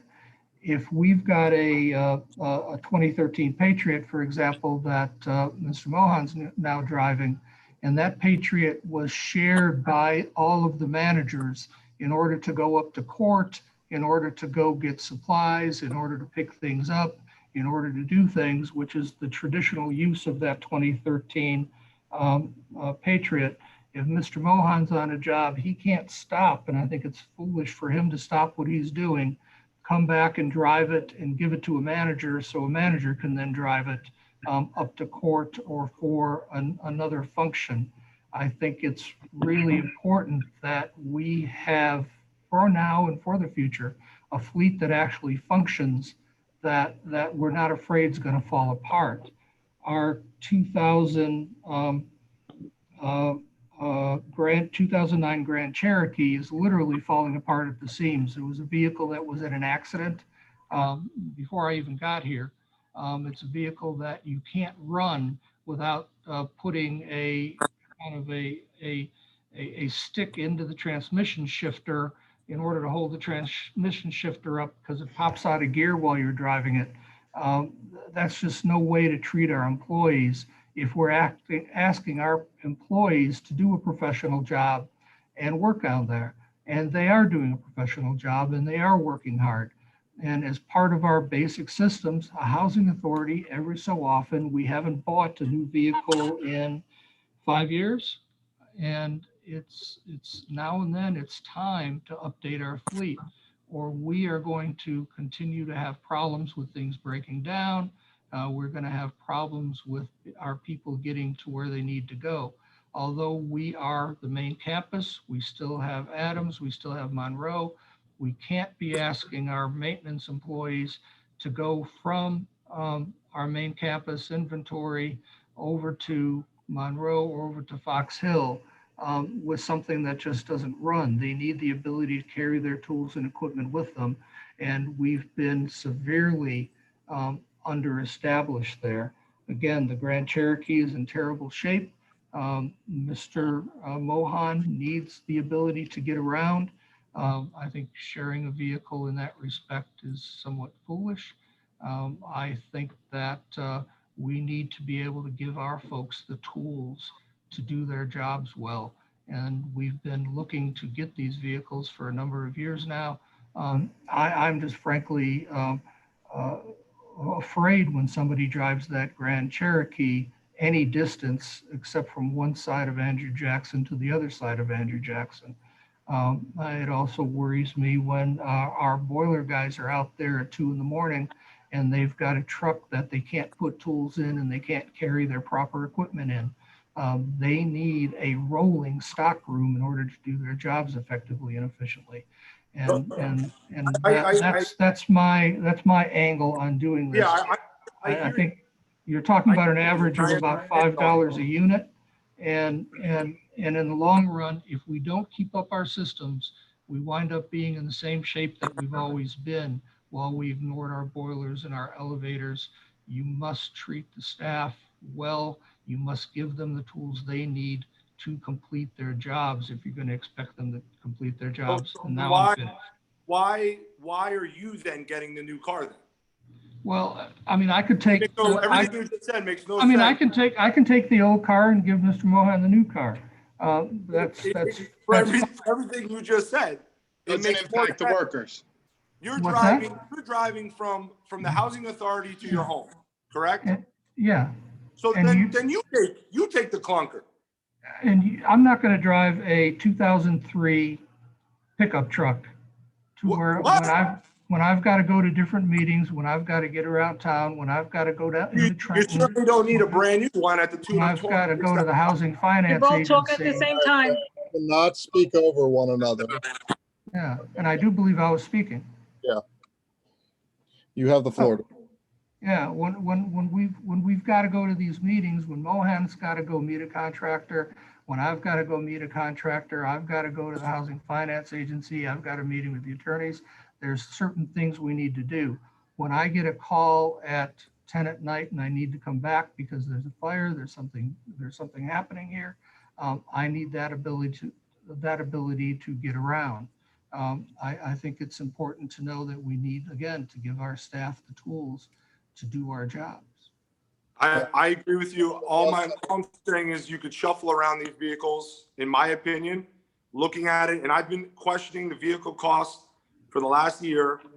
And based on the cost, it does not look like a lot of these trucks are breaking down as much as you say they are. I think that we have enough of them that we could be shuffling around. And if anything, I would agree to purchasing the one for the boiler over getting two new ones. So I 1000% disagree that you need two new cars, especially with one of them going to you. I totally disagree with that. If Yeah, any, sorry, Andrew, go ahead. yeah, go ahead, Jace. That's it. I'm finding it concerning that you can go into such detail about the issues that these vehicles have and your concerns for, people using these vehicles. But, when I bring up questions about, big things like how many units are vacant and things like that, you don't have those answers. And again, and then you talk about you're concerned about someone driving the car and you're scared. I'm concerned about the tenants who have mold in their apartment. I'm scared for the tenants whose children have bug bites all over their arms about the pictures I get. So before we go spending $50,000 on a new car, again, that you just said is for you, and we're spending $100,000 on cameras, we need to start spending money on fixing our units and taking care of our residents. Okay. Point made. All right, does anybody else have anything they want to contribute to this conversation? Director, the 2003, that's 17 years old. Is that the one the boiler guys are using? No, the 2003 Ford F-350 is being used by the boiler guys. And the 2009 Grand Cherokee is being used by one of our maintenance supervisors.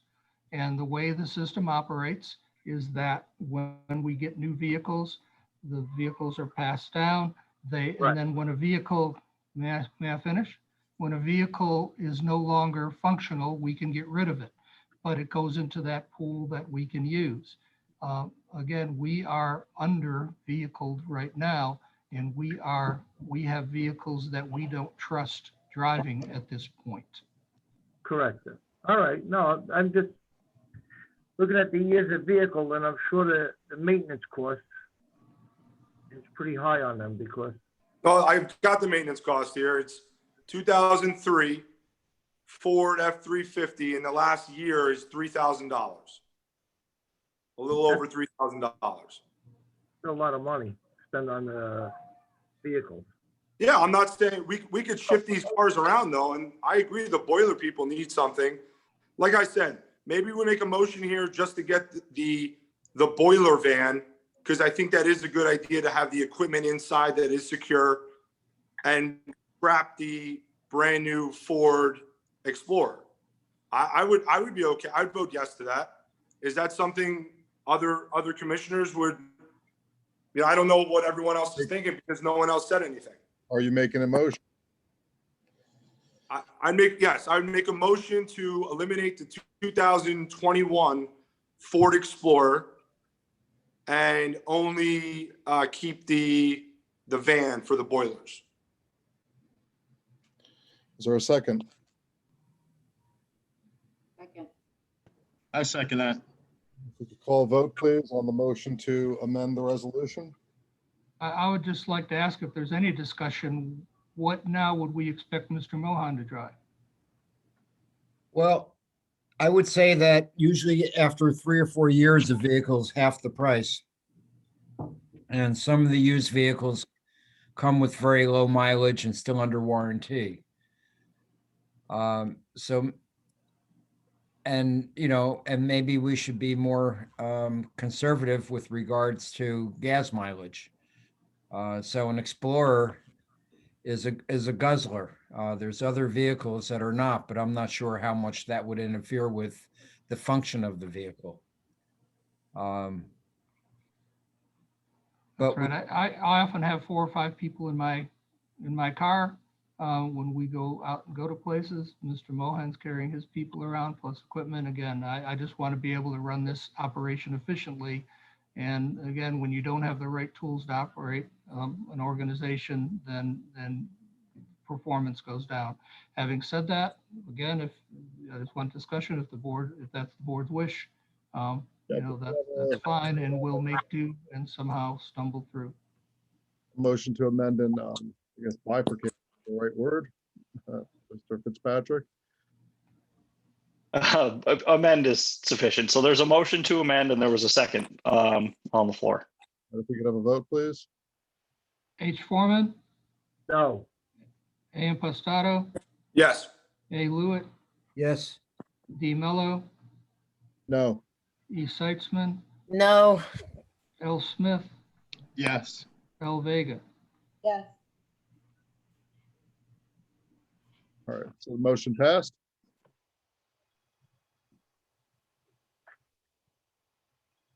So now, Mr. Chair, if there's no further discussion, it would be appropriate for a motion to be made to consider the resolution as amended.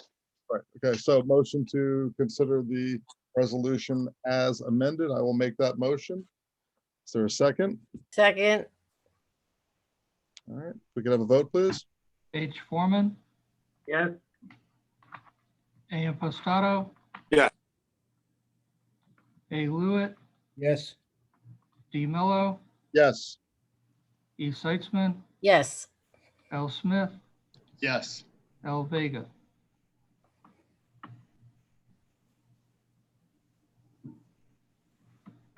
Mrs. Vega, you're not coming out.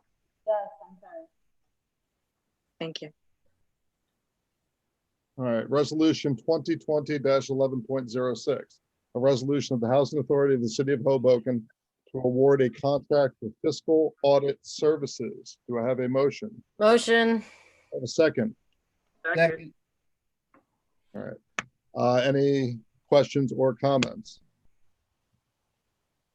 All right, if we could have a vote, please. H. Foreman, Yes. A. Impastato, Yes. A. Lewitt, yes, D. Mello, Yes. E. Seitzman, Yes. L. Smith, Yes. L. Vega. Yes. All right, resolution 2020-11.07, a resolution of the Housing Authority of the City of Hoboken to award a contract for fee accounting services. Do I have a motion? Motion. Do I have a second? second, All right, any questions or comments? If I could have a vote, please. H. Foreman, Yes. A. Impastato,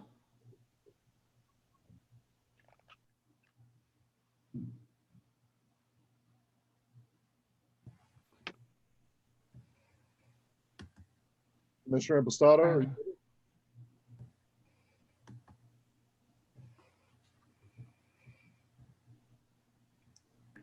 we can move on to the next. okay, A. Lewitt, yes, D. Mello, Yes. E. Seitzman, Yes. L. Smith, Yes. L. Vega. All right, resolution.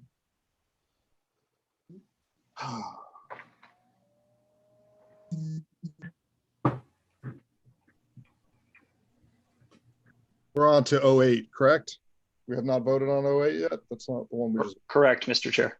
all right, so thank you. Resolution 2020-11.08, a resolution of the Housing Authority of the City of Hoboken to award a contract for general engineering services. Do I have a motion? Motion. Do I have a second? Second. All right, any comments or questions? If I could have a vote, please. H. Foreman, Yes. A. Impastato. Go on, A. Lewitt, Yes. D Mello, Yes. E Seitzman, Yes. L Smith, Yes. L Vega. Yes. Resolution 2020-11.09, a resolution of the Housing Authority of the City of Hoboken to award a contract for risk management services. Do I have a motion? Motion. Do I have a second? Second. Any questions or comments? Yeah, what is this costing us? This is actually paid through reimbursement through our insurance company for this, but I think we're at 2.5% of our insurance policy. That, if I'm not mistaken, will run about $35,000 a year.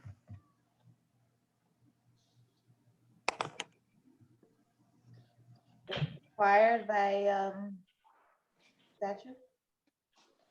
I'm sorry? Is this required by statute? I don't know that there's any statute here, but in order to do business with the JIF, you need a representative who handles our insurance claims. They not only handle our insurance claims, but they also do training with our staff. They also guide us on insurance issues across the board. No one on our staff has ever done this before? We'd have to hire a number, at least a couple people in order to do this. And I'm not even sure in New Jersey if it's legal for us to do it directly. I've never worked for a housing authority that didn't have an insurance representative of some type that you worked with as a firm. When somebody sues us, for example, we turn right to Brown and Brown, and they arrange with the JIF the setups for the attorneys to contact us, how to do that, how to make that happen. They deal with all of our insurance companies, from all of our insurance issues from top to bottom. Brown and Brown, the person who could award it? What's that now? Did we award to Brown and Brown? Well, that's our recommendation, yes.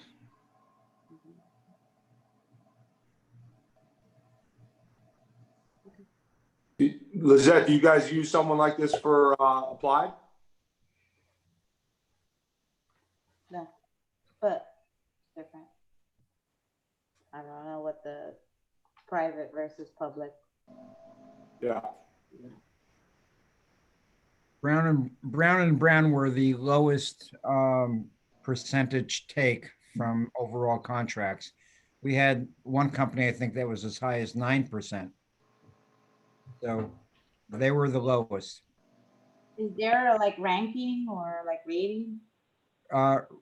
They were the lowest in terms of percentage reimbursement of policies.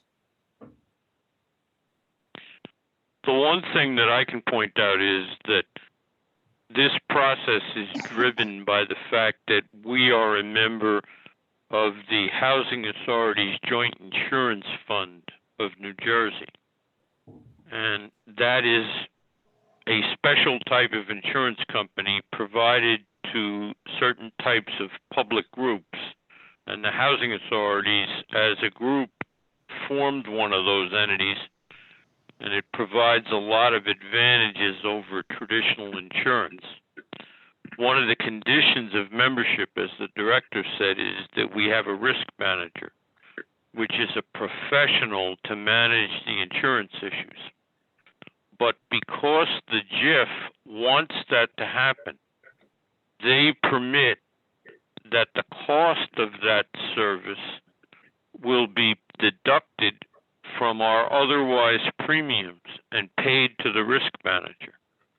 So the practical consideration is that even though we want to make sure we get the absolutely best and lowest price risk manager, the presence of a risk manager is really facilitated by the payment of our overall premiums to the JIF.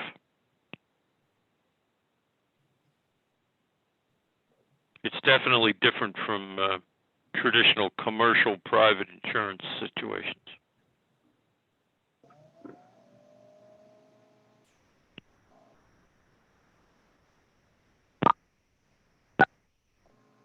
And any other questions?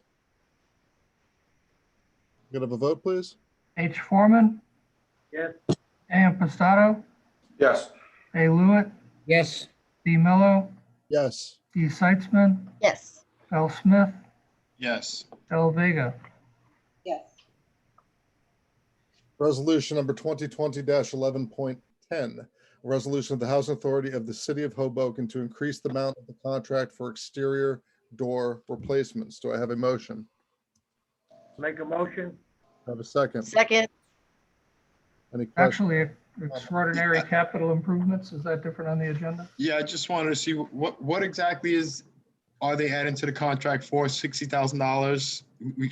$10 million we spent on doors and they're adding 60,000 to the contract? This isn't for doors. There must be a mistake somewhere. Let's track down the mistake. There is, Director, it is on the agenda itself. I believe the resolution has been amended in the commissioner's package to correctly reflect the job. It's extraordinary capital improvements. Yeah, let me reread that again into the record. So resolution number 2020. Sorry. Resolution number 2020-11.10, a resolution of the Housing Authority of the City of Hoboken to increase the amount of the contract for extraordinary capital improvements. Do I have a motion? Motion. Do I have a second? Second. All right. And just to clarify, this is the Housing and Mortgage Finance Agency contract, the big one. And in your materials, there are a series of change orders for many different items. This is the first time we've done any change orders on this project, and they reflect a number of circumstances that have developed since they began in February.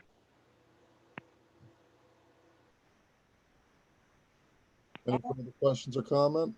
Yeah, what's insurance post-bid requirements? I'm sorry? What is the line item for insurance post-bid requirements? So doesn't the contractor put up a bond? Yes, yes, he very much does. The Housing and Mortgage Finance Agency has its own standards with respect to insurance. When we bid this job, we used traditional HUD standards for the level of insurance.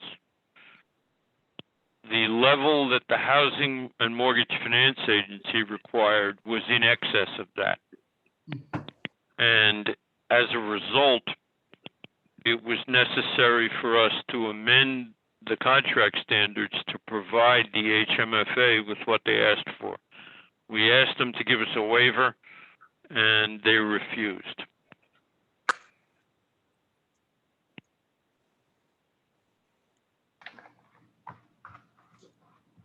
So, Yes, Commissioner Impastato.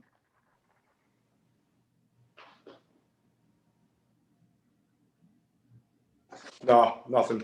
It's confusing to that question. Why a big portion of these 60,000 is the insurance.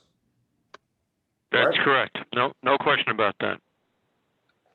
And in the past, that hasn't been we've gotten the waiver in the past? Well, we've never gotten money from the Housing and Mortgage Finance Agency before, but we in HUD have always used the standard level of insurance. The Housing and Mortgage Finance Agency has an extraordinary level of insurance. What is the reason why we didn't get the waiver? I can't answer that. That's HMFA's discretion, and they didn't want to acknowledge our request. I mean, does it make sense that maybe we go a different route for financing for this project, seeing that the insurance is a big piece of this? Well, keep in mind, Andrew, that we got $13.5 million that we never would have gotten any other way. The Housing Mortgage Finance Agency, as I've said a number of times to the commissioners, is not the simplest agency to work with. They have very tough standards. They're very discretionary in how they approach things. Emma will tell you that their budgetary requirements on the submission of all of our materials is very difficult. We told them we were going to have one contract with 5 different locations. They wanted 5 separate and distinct loans, which produces a tremendous amount of additional work for Emil and his staff with respect to allocating everything. It's a question of looking a gift horse in the mouth. It's very difficult to not comply with whatever their standards are when we're getting all that money we never would have gotten anywhere else. Also, I'd like to add that the insurance always has to be paid somewhere in a contract. So sometimes it's general conditions. It might be tucked in, elsewhere, but insurance is expensive in construction and it's got to be paid. Yeah, I just thought, I was always under the assumption that the contractor is the one paying for it, but, Right. But then we have to reimburse the contractor. Yeah, every bit of the insurance that the contractor pays for comes out of the contract cost, which comes out of the HMFA money, which technically is our allocation to make. yeah.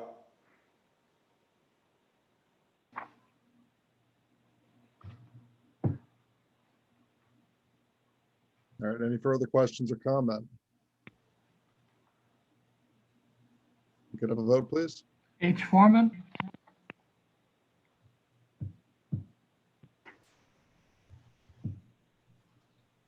you got Jovi? Yes. Yep. Okay. A. Impastato, Yes. A. Lewitt, Yes. D. Mello, Yes. E. Seitzman, Yes. L. Smith, Yes. L. Vega. Yes. Resolution number 2020-11.11, a resolution of the Housing Authority of the City of Hoboken to amend its Housing Choice Voucher Program Administrative Plan to allow for project-based vouchers. Do I have a motion? Motion. All right, do I have a second? Second. All right, any questions or comments? Yeah, I have one question where it says about the poverty rate of 20% or less. The units are located in a census tract with a poverty rate of 20% or less. They're redoing the census, right? So is this, just wanted some direction here on, is it potential that after they redo the census here that we could be, not following the right guidelines or be subject to maybe getting more, or that 20% is going to be different, right? Yeah, it could be, but we have a responsibility to check that at the time that we enter into an agreement. Okay. So once that new census comes out, we'll adjust the numbers based on It that. would be for the next, right? Yeah. Are there identified projects for this program? The board hasn't voted on any yet. We have put out a project-based voucher RFP, and there has been responses on those.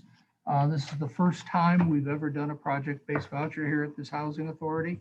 And we are just catching up with our admin plan to allow us to do, to check all the boxes and dot all the T's and cross all the I's in order for the program to go smoothly with us.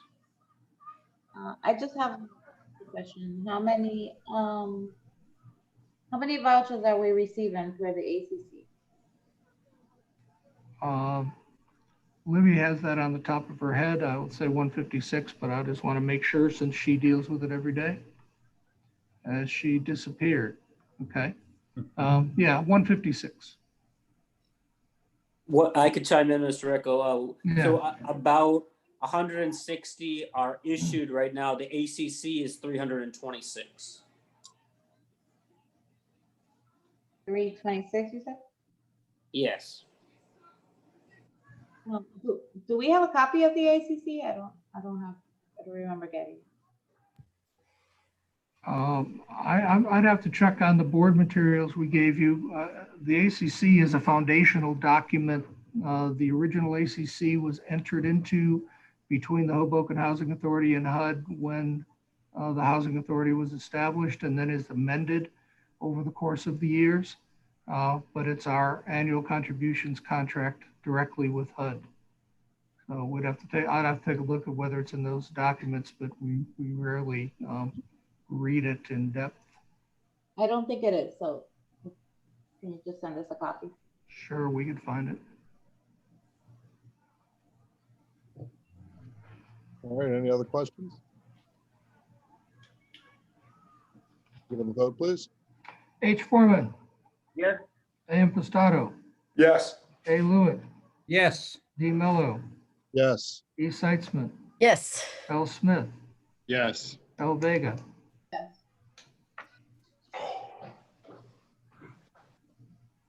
All right.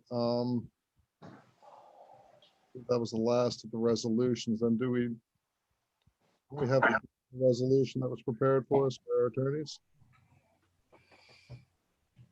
Mr. Yeah, Patel? let me comment on that.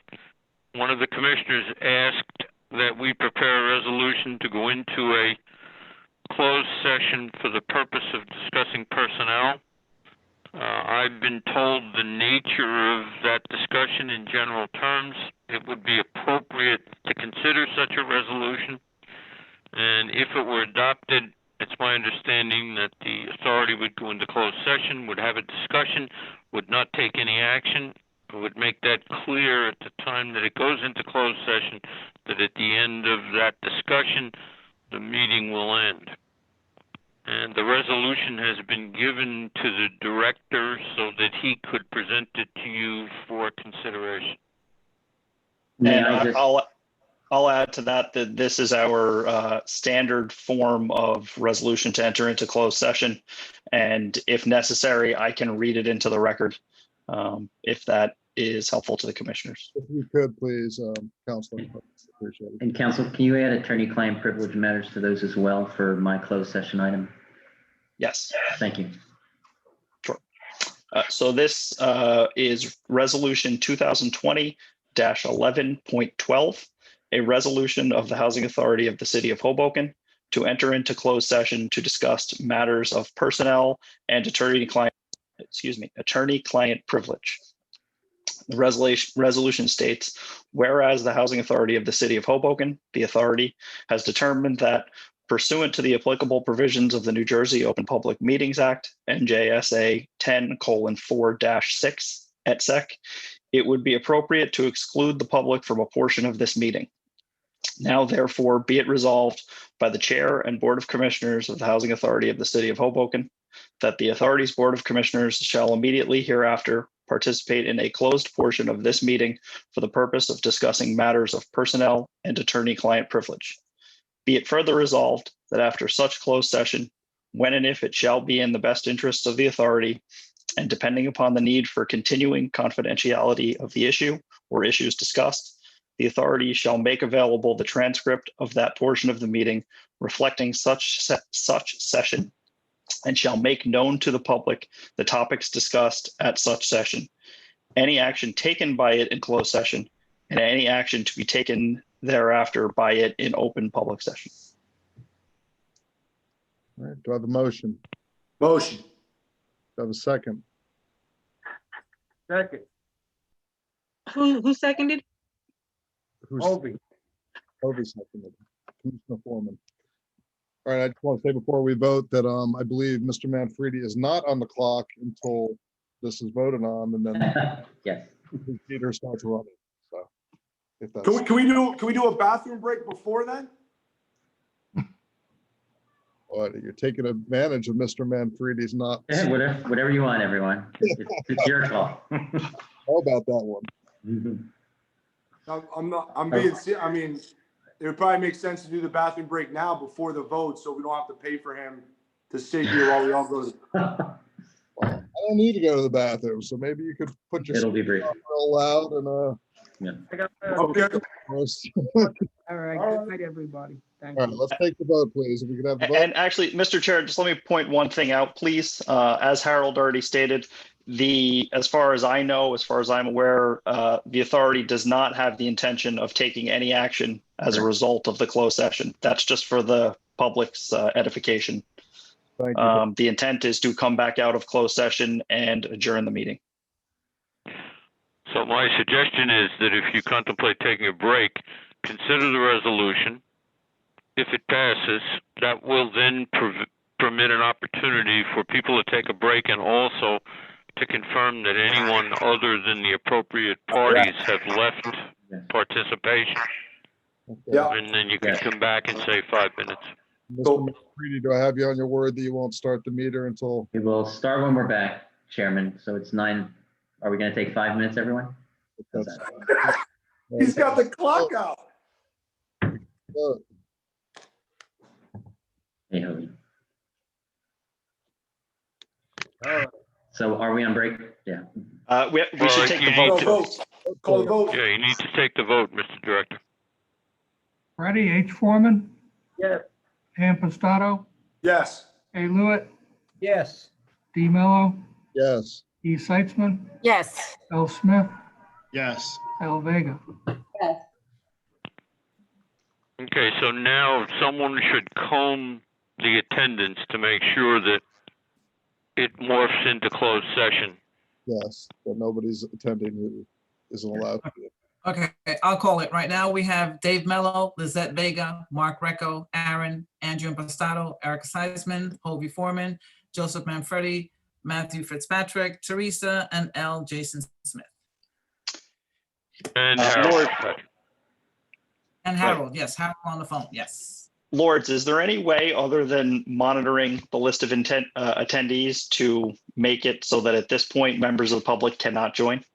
Yes, I removed everyone. I'm sorry. I No, removed. that's okay. I just want to make sure that someone else doesn't call back in essentially and become an attendee as opposed to a participant and be able to listen.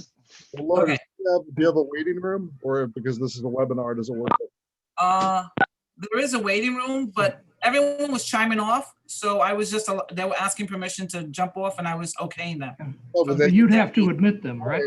Yes, and then if they would call again, I would try to either put them in the waiting room and mute their mic.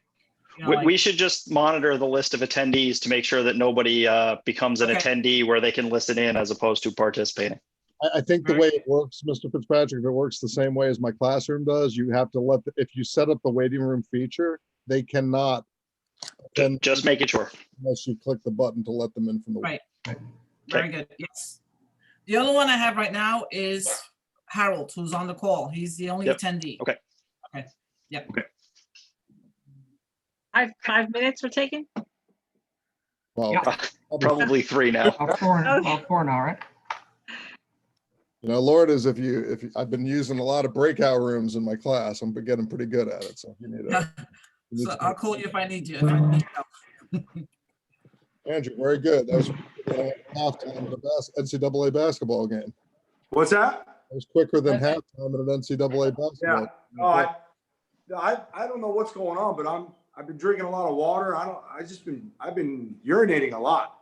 I just want to know if a coach would have ripped you a new one for doing that when they were gonna give you the pep second half. For sure. Pistato, out here. Luckily, that never happened in my college career. There you go. We're sweating everything out on the court, right?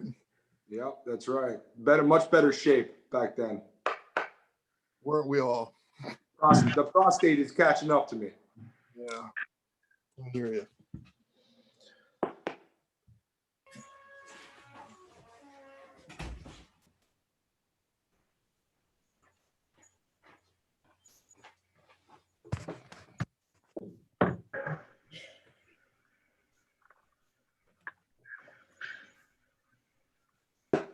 I'm making up for all the times I haven't seen you guys in the last few meetings, so.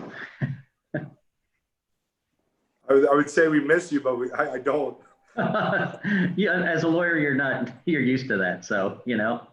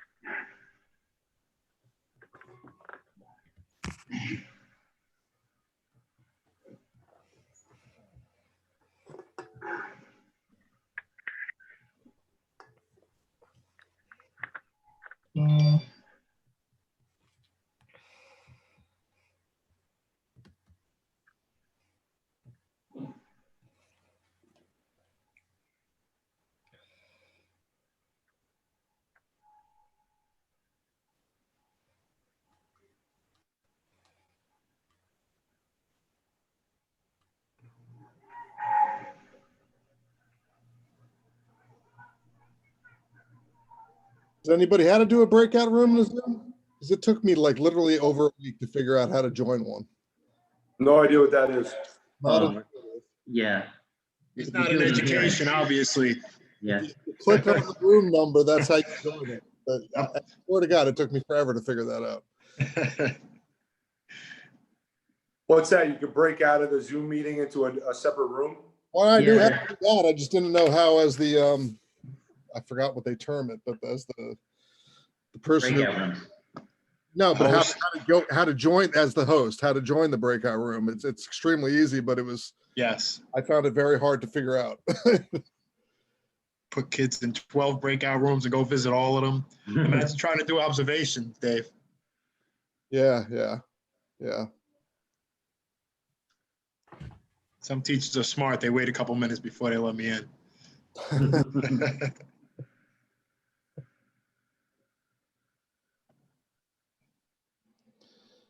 I figure I'm just going to throw enough chaos that they can't keep up with me. And if they say I did something wrong, I'm going to be like, I didn't see you. Hey, God bless you, but you have to do, man. It's a lot. Yeah. But it's all learning too. Yeah. I know my wife is telling me a lot of what she's using, she's gonna continue using.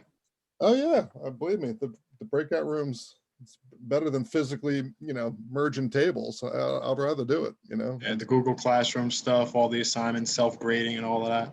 Yeah.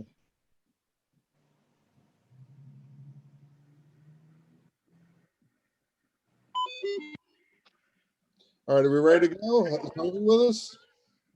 Commissioner Vega, yes. Commissioner Vega? So we're on, right? Chairman, may I proceed? Yeah, you may. Okay, thank you, everyone. It's nice to see you again. I usually always go on at the end. Many of you know me. I'm Joe Manfredi. I'm the attorney that handles your labor, employment, and litigation matters. And what I'm going to speak to you about tonight and provide you with factual information on is a personnel matter that has recently come up at the agency. Before I proceed, as you know, we are in closed session, as Mr. Fitzpatrick said, because we're discussing a former employee's personnel records and also legal matters that are associated with that. So these matters that we discussed are protected in confidence, since we owe a duty of confidentiality to both current and former employers, and you have an attorney-client privilege, which is also protected here this evening, to ask questions and speak freely, knowing that those questions and discussions will be held in confidence. This involves a now former employee named Jaron Footman. Mr. Footman worked for the Housing Authority since 2000. I'm sorry, it was Jerry. I'm sorry, what was the name? Jaron, J-A-R-O-N, Footman, F-O-O-T-M-A-N. Mr. Footman worked for the Housing Authority since approximately 2016.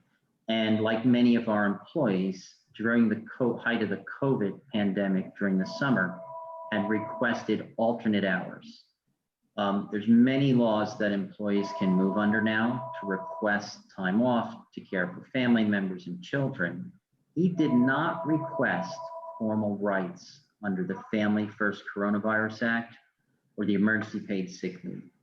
Those are acts which allow you to care for a child and actually be paid 2/3 pay, and then in addition, up to 12 weeks. What he had asked for was an alternate work schedule to change his schedule from a more standardized hours to a 4 to 8 Monday through Friday And actually, it was later than that too, at points as late as 10, and on Saturdays, in addition to being available virtually by phone when needed.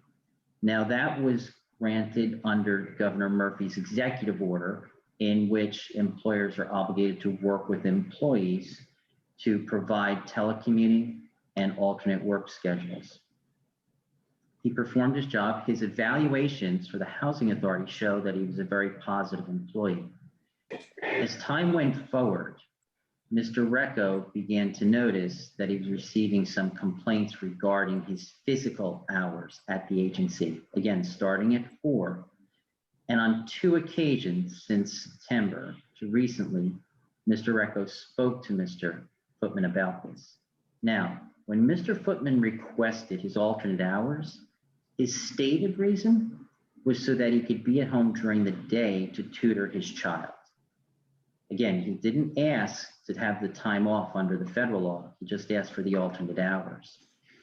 As Mr. Recco began to observe that he was not diligently performing his job as he had in the past, and that he was missing meetings and Mr. Recco was receiving complaints, there were 2 separate personnel meetings with him that Mr. Recco had, in which he confronted him on these issues, went over it with him, and each time questioned him about his hours. And he specifically on both occasions asked him again, are you home with your daughter or are you working somewhere else? And in both occasions, Mr. Footman looked him in the eye and said, I'm not working anywhere else. I'm home tutoring my daughter. Approximately 2 weeks ago, we received, my firm and I got the call. Mr. Recco also received a call. I received a call from the HUD office in Newark from a special agent with the Office of Inspector General, who revealed to us that there was an investigation ongoing of Mr. Footman. In addition, that the Jersey City Police Department was also doing an investigation. And what they revealed to us was that information had come to their attention is that during the day, he was actually working for the city of Jersey City in the police academy as a police recruit. They were able ultimately to provide us with proof of that we otherwise would not have been able to get. What they did was they investigated from the standpoint and asked for our assistance with the agency to determine if this was a situation of overlapping hours or a case of hours that were not overlapping, but simply a case of a failure of Mr. Footman to be honest, both with the Housing Authority and with the police department, and tell them that he had other employment. Now, under your personnel policy, when an employee seeks out additional employment, in addition to the Housing Authority, they have to secure permission from the executive director. And there has to be a finding that that outside employment does not interfere with the job responsibilities and duties of the Housing Authority. That was not done here. A false pretense was given to the director. What we later found out too is that unfortunately he also lied to the police department in his training because there's an even stricter rule there about outside employment. We cooperated with the HUD Inspector General's office, spoke to Mr. Recco, went over all the details, went over the file. He was terminated from the Housing Authority by Mr. Recco. We would have done it a few days sooner, but the HUD Inspector General asked us to wait because they were still fulfilling some of their investigation. And we drafted a letter and issued it to him. We've since then cooperated further with both the Jersey City Police and with the HUD OIG on the matter. So far, it does not, there's no evidence to reveal this was what I'll just call a double dip situation. It was a situation where the person unfortunately lied to both employers and did not disclose the truthful basis. Had he been honest, it's something that could have been routinely handled through our personnel department as long as he met the requirements and satisfied Mr. Recco that his outside employment did not interfere with his employment with the Housing Authority. I've spoken to HUD OIG as late as today to fill them in on everything. And the only thing I will say is obviously I'm speaking about investigations by law enforcement that they've asked us obviously to keep that confidential. They do not disclose to us the results of that, but they did very much appreciate our cooperation and assistance.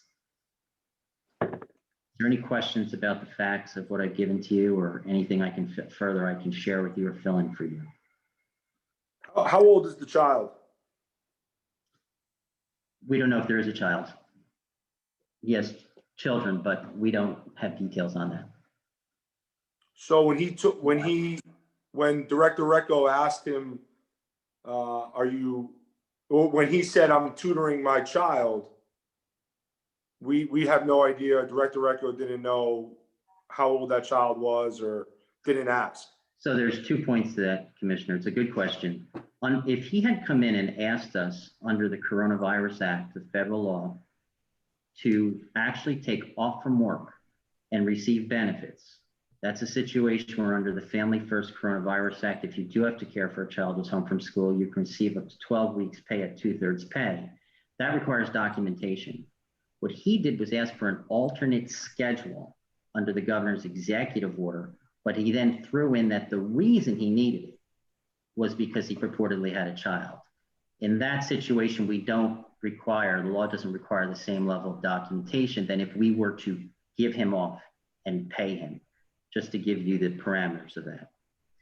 The problem is he didn't even have to say about the child. He could have just said to us under the governor's order, I'm not comfortable with COVID.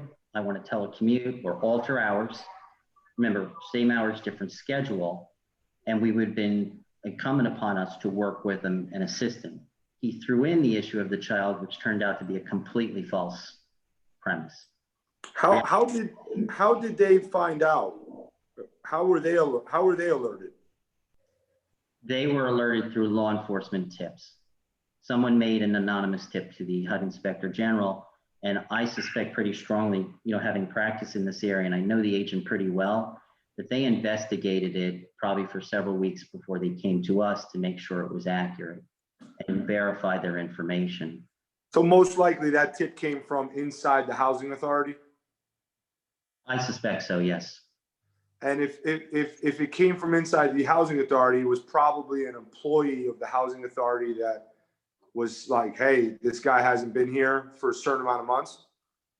No, not at all. No, he was there. It was a question of him not being there consistently, which is why Mr. Recco brought him into his office.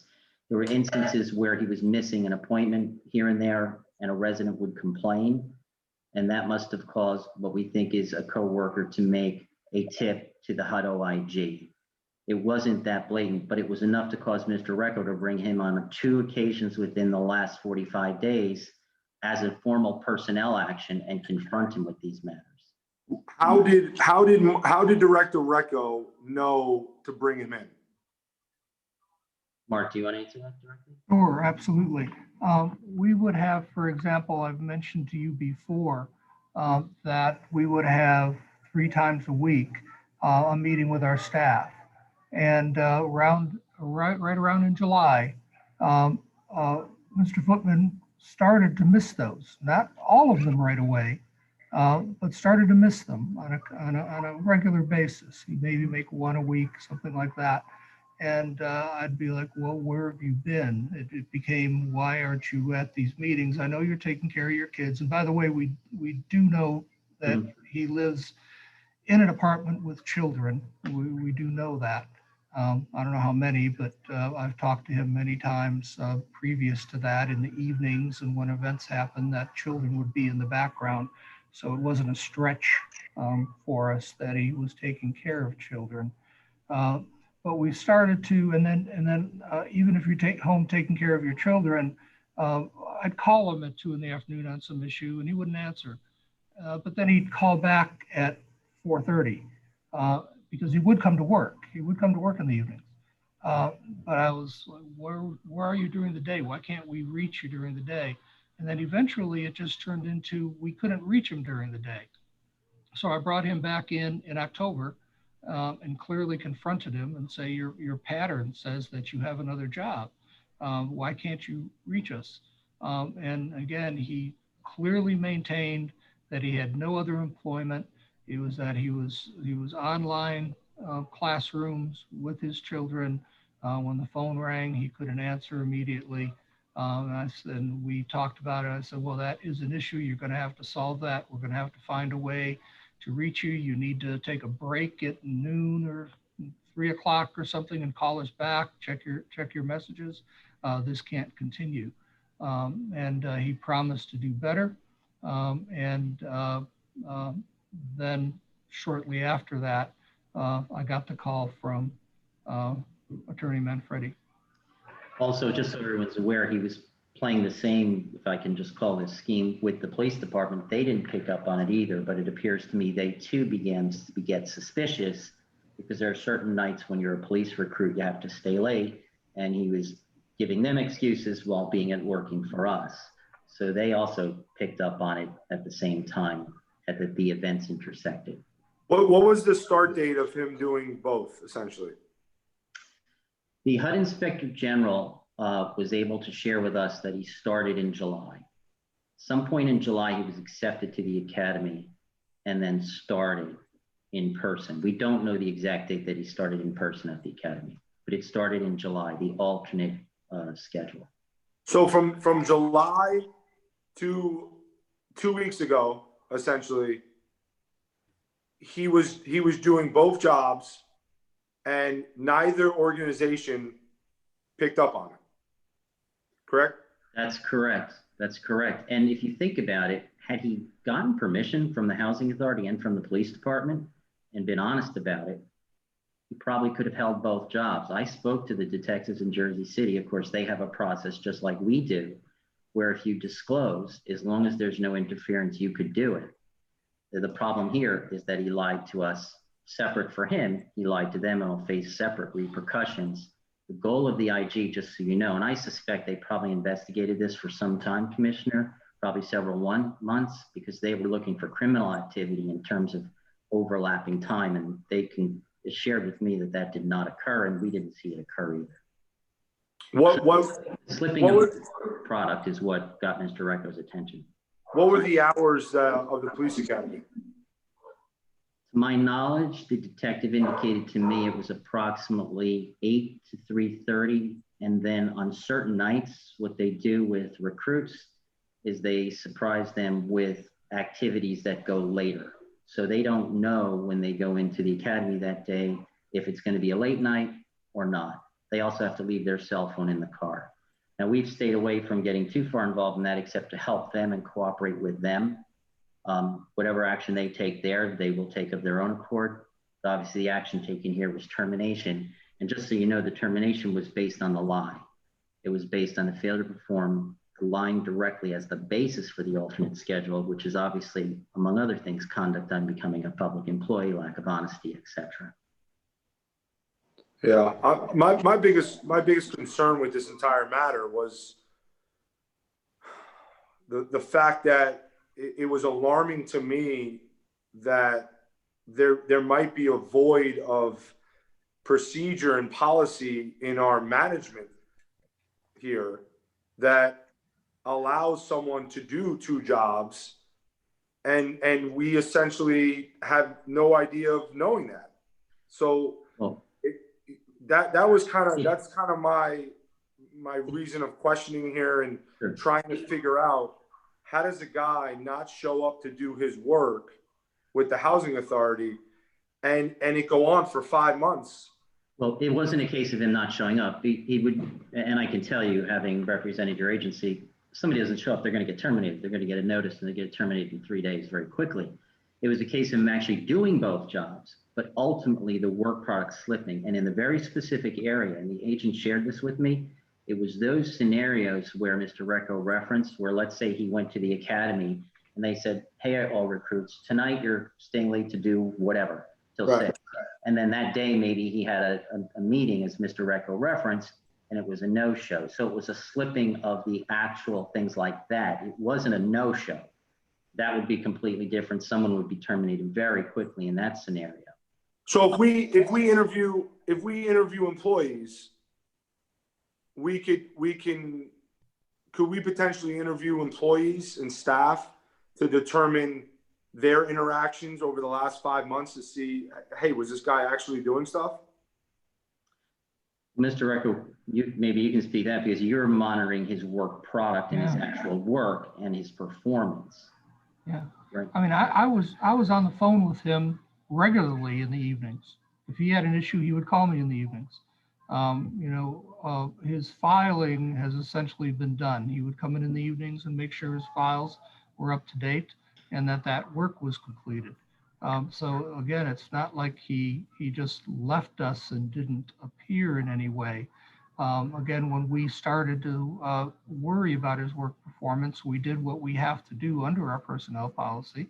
You need to call somebody in, you need to speak with them. You just can't kick them out the door. And once again, we have no investigative, official investigative capability outside of our organization. We would talk to the staff that works under him, and he would communicate with them on a regular basis. They were doing the basic work that they had to do. But again, I became concerned that with this idea of him staying home for COVID, which is again, something we need to do with our employees, that he wasn't being completely honest with us. And as late in this thing as October 16th was the last time I brought him into the office before we found out what was really going on. And I checked too, Commissioner, if I can share this with you, there are no publicly available documents, just to give you all the information. One thing I looked at right away, was there any publicly available documents that would tell us he was employed elsewhere? Like if you're in the pension system, you can go to Data Universe and Asbury Park Press. Not in it. There were actually no public documents available to show him employed there. Fortunately, the special agent disclosed a document to us that he got through law enforcement sources, which we used as our proof, which was very helpful, and we appreciated that. And I'll also say, Mr. Ecker would have terminated him just under a week earlier, but the OIG asked us, without telling us what they had to finish on their end, to please give him a few more days. So of course, when it's federal law enforcement asking you that, we tend to cooperate, especially if it's HUD. So it's hard when somebody lies to your face, which this man clearly did. And lack of honesty is so evident because he lied to the police department where he's a recruit, which I'm sure is going to have very serious repercussions. We don't have the ability to necessarily investigate him, but obviously the pattern began to become apparent and Mr. Recco started to act, and then we were notified. So if he didn't have both jobs and didn't lie, you're saying, Director Recco, that his work performance would have been okay. He wouldn't have gotten fired. With the exception that part of the thing that concerned us and concerned me was that we couldn't get in touch with him during the day, and that started to not make much sense. During July, August, we could get in touch with him at times, and then as September rolled in, all of a sudden you couldn't get in touch with him at all during the day. So the question was, what is going on during the day? That was the question we approached him with. Why aren't you getting back to us? I got a question about the work schedule. It was 4 to 8, Monday through Friday? Yes, sir. And that's approximately 20 hours, right? Is that the same schedule that all of the site managers were required to work? Oh, no, sir. This is under the COVID guidelines. We have to be flexible with our employees. Often, Mr. Footman would be here if necessary till 9 or 10 to finish his job. But under the law now, we've got to be very flexible with our employees on if they are claiming that they have a COVID issue, if they need to come in for reduced hours, if they need to do something with their family, with their wife, with their children, that we need to be flexible on that. And I will be clear that I have not penalized our staff, that if during COVID, because of COVID, you can only work 35 hours rather than 40, and that's a good faith talk with that employee, then we have not penalized them and penalized them for those hours that they were not working. If I could add that to that, Director and Commissioner, in the file, what it also indicated was in order to meet his workload when needed, for example, meeting with residents to process recertifications, which was part of his responsibility, he could have those hours on Saturday. He also represented to the director that he'd be available virtually during the day, just not when the actual tutoring was going on, which would have given a broader range of hours. And he was here on Saturdays, he was here on Sundays. Yeah. But he was never available during those virtual hours. During those times during the day, that's right. Sorry. His prior reviews before all this he was actually a good employee. The reviews show he was a high performer. Why he did this, we don't know. And you guys have weekly meetings that he started, weekly management meetings that he started missing back in July, and he missed all of them. And there was only 2 meetings that took place after that. No, as I said, he started to miss them sporadically at first, kind of into August. We didn't keep detailed records of when he wasn't there, but he started to miss them. And then as we went into September, he started not to be on those calls at all, but would be doing calls at night to catch up with his staff, what's going on, what's happening, what happened at the meeting, things like that, and representing to us that at that time of those meetings that he had something to do with his children, so he couldn't get on the call. I'm just trying to make sense of this. So you guys have weekly meetings, correct? Yeah, they're actually 3 And times a week. he was in the police department in since July, where he's not able to use his phone during the day. So basically, it's almost not possible that he participated in weekly meetings since sometime in mid-July, end of July. A piece of information to share with you, Commissioner. What the Jersey City detective and the OIG told me is that the typical hours end at 3:30 at the police department, the academy. His normal hours were till 3:30, but as I said, there are those instances where they do, without prior notice, require them to work late. Now, I was told that those are maybe once every few weeks. It's not a routine matter, but it seems to be part of the overall training. Just to give you as much information as I have in my possession, so you have everything. Right. And Mark, you said those meetings took place normally around 2 o'clock, if I recall of what you were saying earlier, correct? No, they took place about 10 o'clock in the morning. 10 o'clock. And so weekly meetings, 10 o'clock in the morning, he's in police academy. He doesn't take place in these weekly meetings and we only talk to him twice? Well, his weekly meetings weren't his only job duty.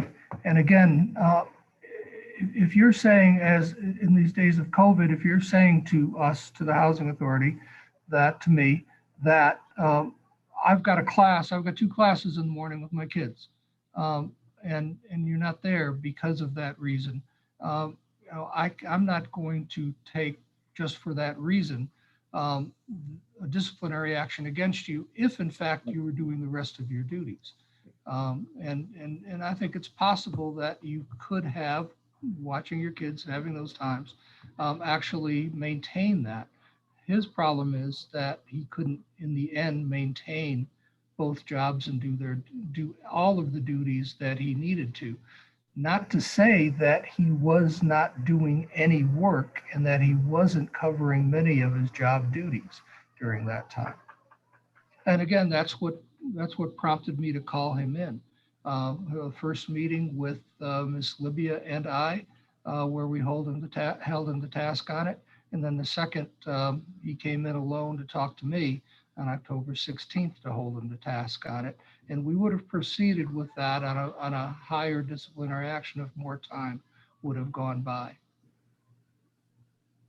Yeah, my whole issue too is the way I found out is alarming to me. How somebody outside the housing authority called me and said that someone in the housing authority staff alerted them months ago that this was going on. So that's kind of my, it's just alarming to me that that person can know that this is happening and our director does not know. So that's kind of, it's just, it's not a good look for us, man. And well, Rich, I wish they would have reported it sooner to the OIG. And we I think the person did and wound up. Or reported it to me. Like I said at the beginning of the meeting, it's important that when complaints come in, whether it's to residents, staff, that information comes up here, so we have something to take official action on. What happens if that staff, if we interview the staff, and the staff, a few of them or one of them says that they reported this to you, director, or they alerted to you that it's possible that Jaron has another job, and you kind of just brushed it under the table? Well, that would be a problem. I brought him into my office twice. I didn't brush anything under the table, and I don't brush things under the table. And remember, under the personnel policy, brought him in. No, I'm not saying you did. I'm just. If there's a rumor, if there's a rumor that somebody's violating our policy, and I bring them in and they deny it, I cannot fire him on the spot. I need evidence. We could be sued, and we have been sued at this organization.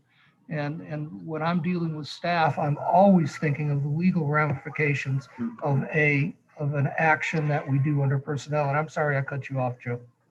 I just want to add to what Commissioner Impastato was saying, was that we needed the evidence, whatever it was, and he lied. And if the OIG didn't waive some of their criminal policies and give us the evidence, we wouldn't have it. So they were the ones that ultimately got the evidence. But Mr. Recco confronted him without evidence, and he lied.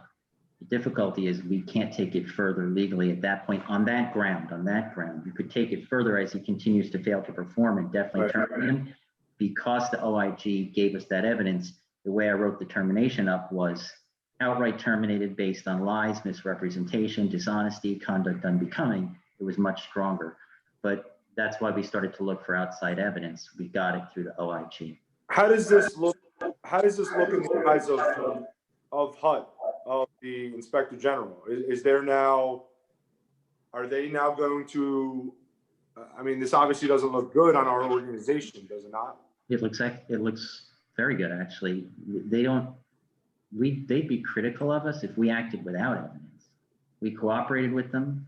We held the termination a few days while they finished the criminal investigation. We cooperated, meaning the agency cooperated with the Jersey City Police Department. If we had summarily terminated this man without evidence, we would definitely have a suit on our hands. We need the evidence. The evidence was not publicly available.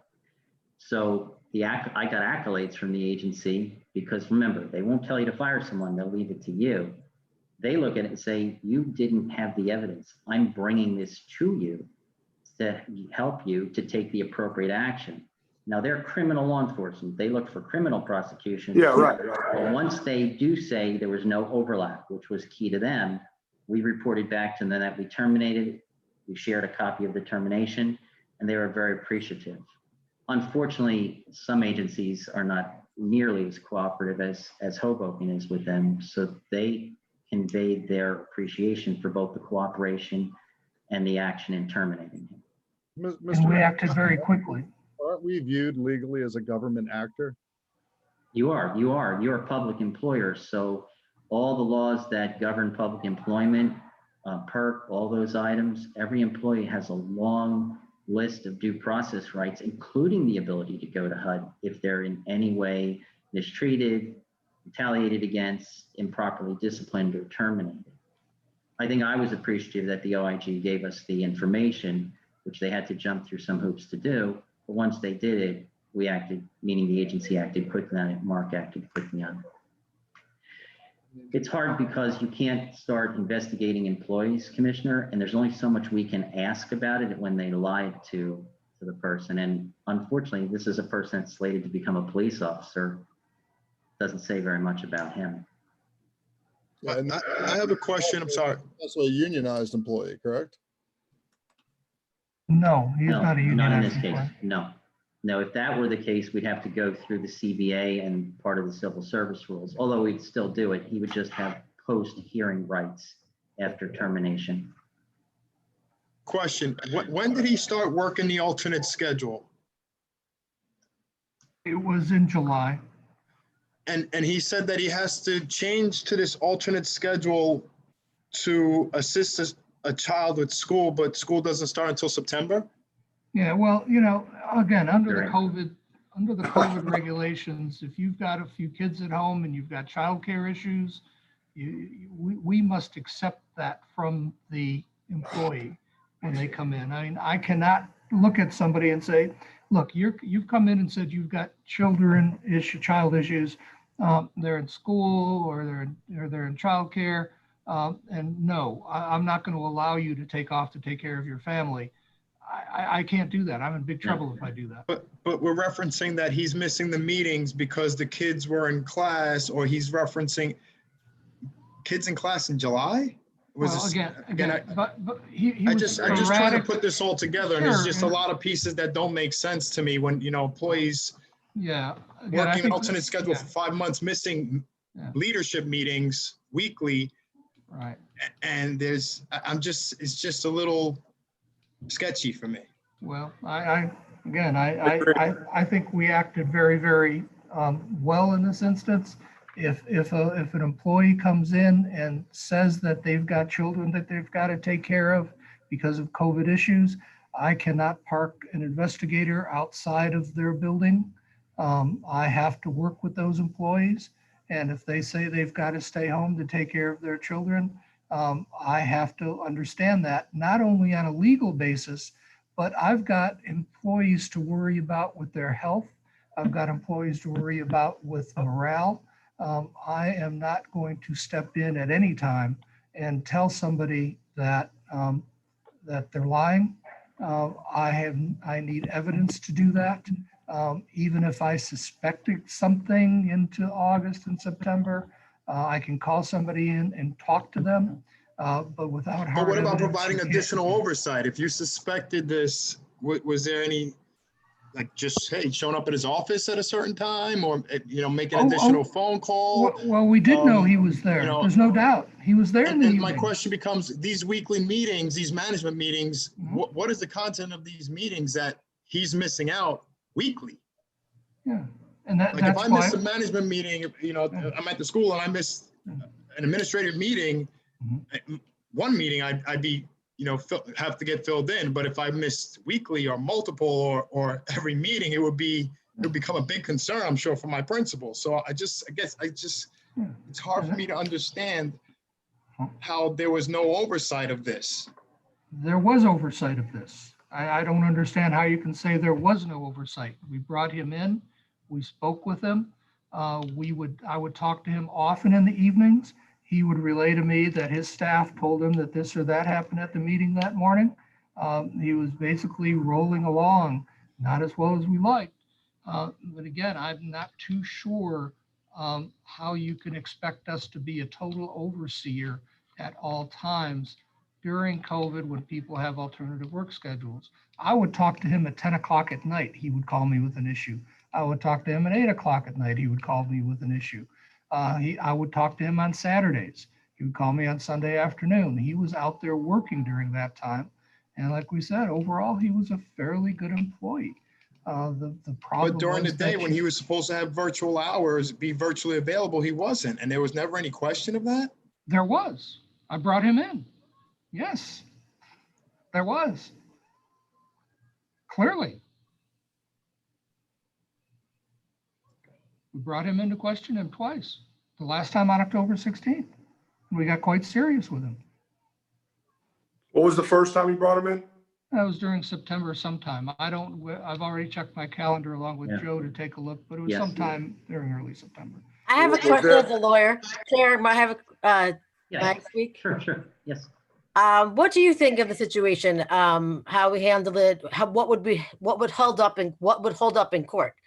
Sounds like Director Recco was doing the right things because we are a public organization and there we have to do due diligence. So, so I'm just trying to understand. Sure. It's two different questions though. It's right. It is, Commissioner, two different questions. From the legal side, I'm looking at it, working and giving, advice. You're the client, the board, Mr. Recco is the director, of saying when personnel action is taken, what's my evidence? What do we have? People, sue very frequently in the labor area these days. It's the highest rising area of litigation. And actually, I got the call cold from the agent and reached out for Mr. Recco, and then he filled me in that it was sort of an intersect, if you will. My call from the HUD OIG was suddenly about this. I reached out to him, and as soon as I said the words and named the person, then he said, okay, here's what's happening.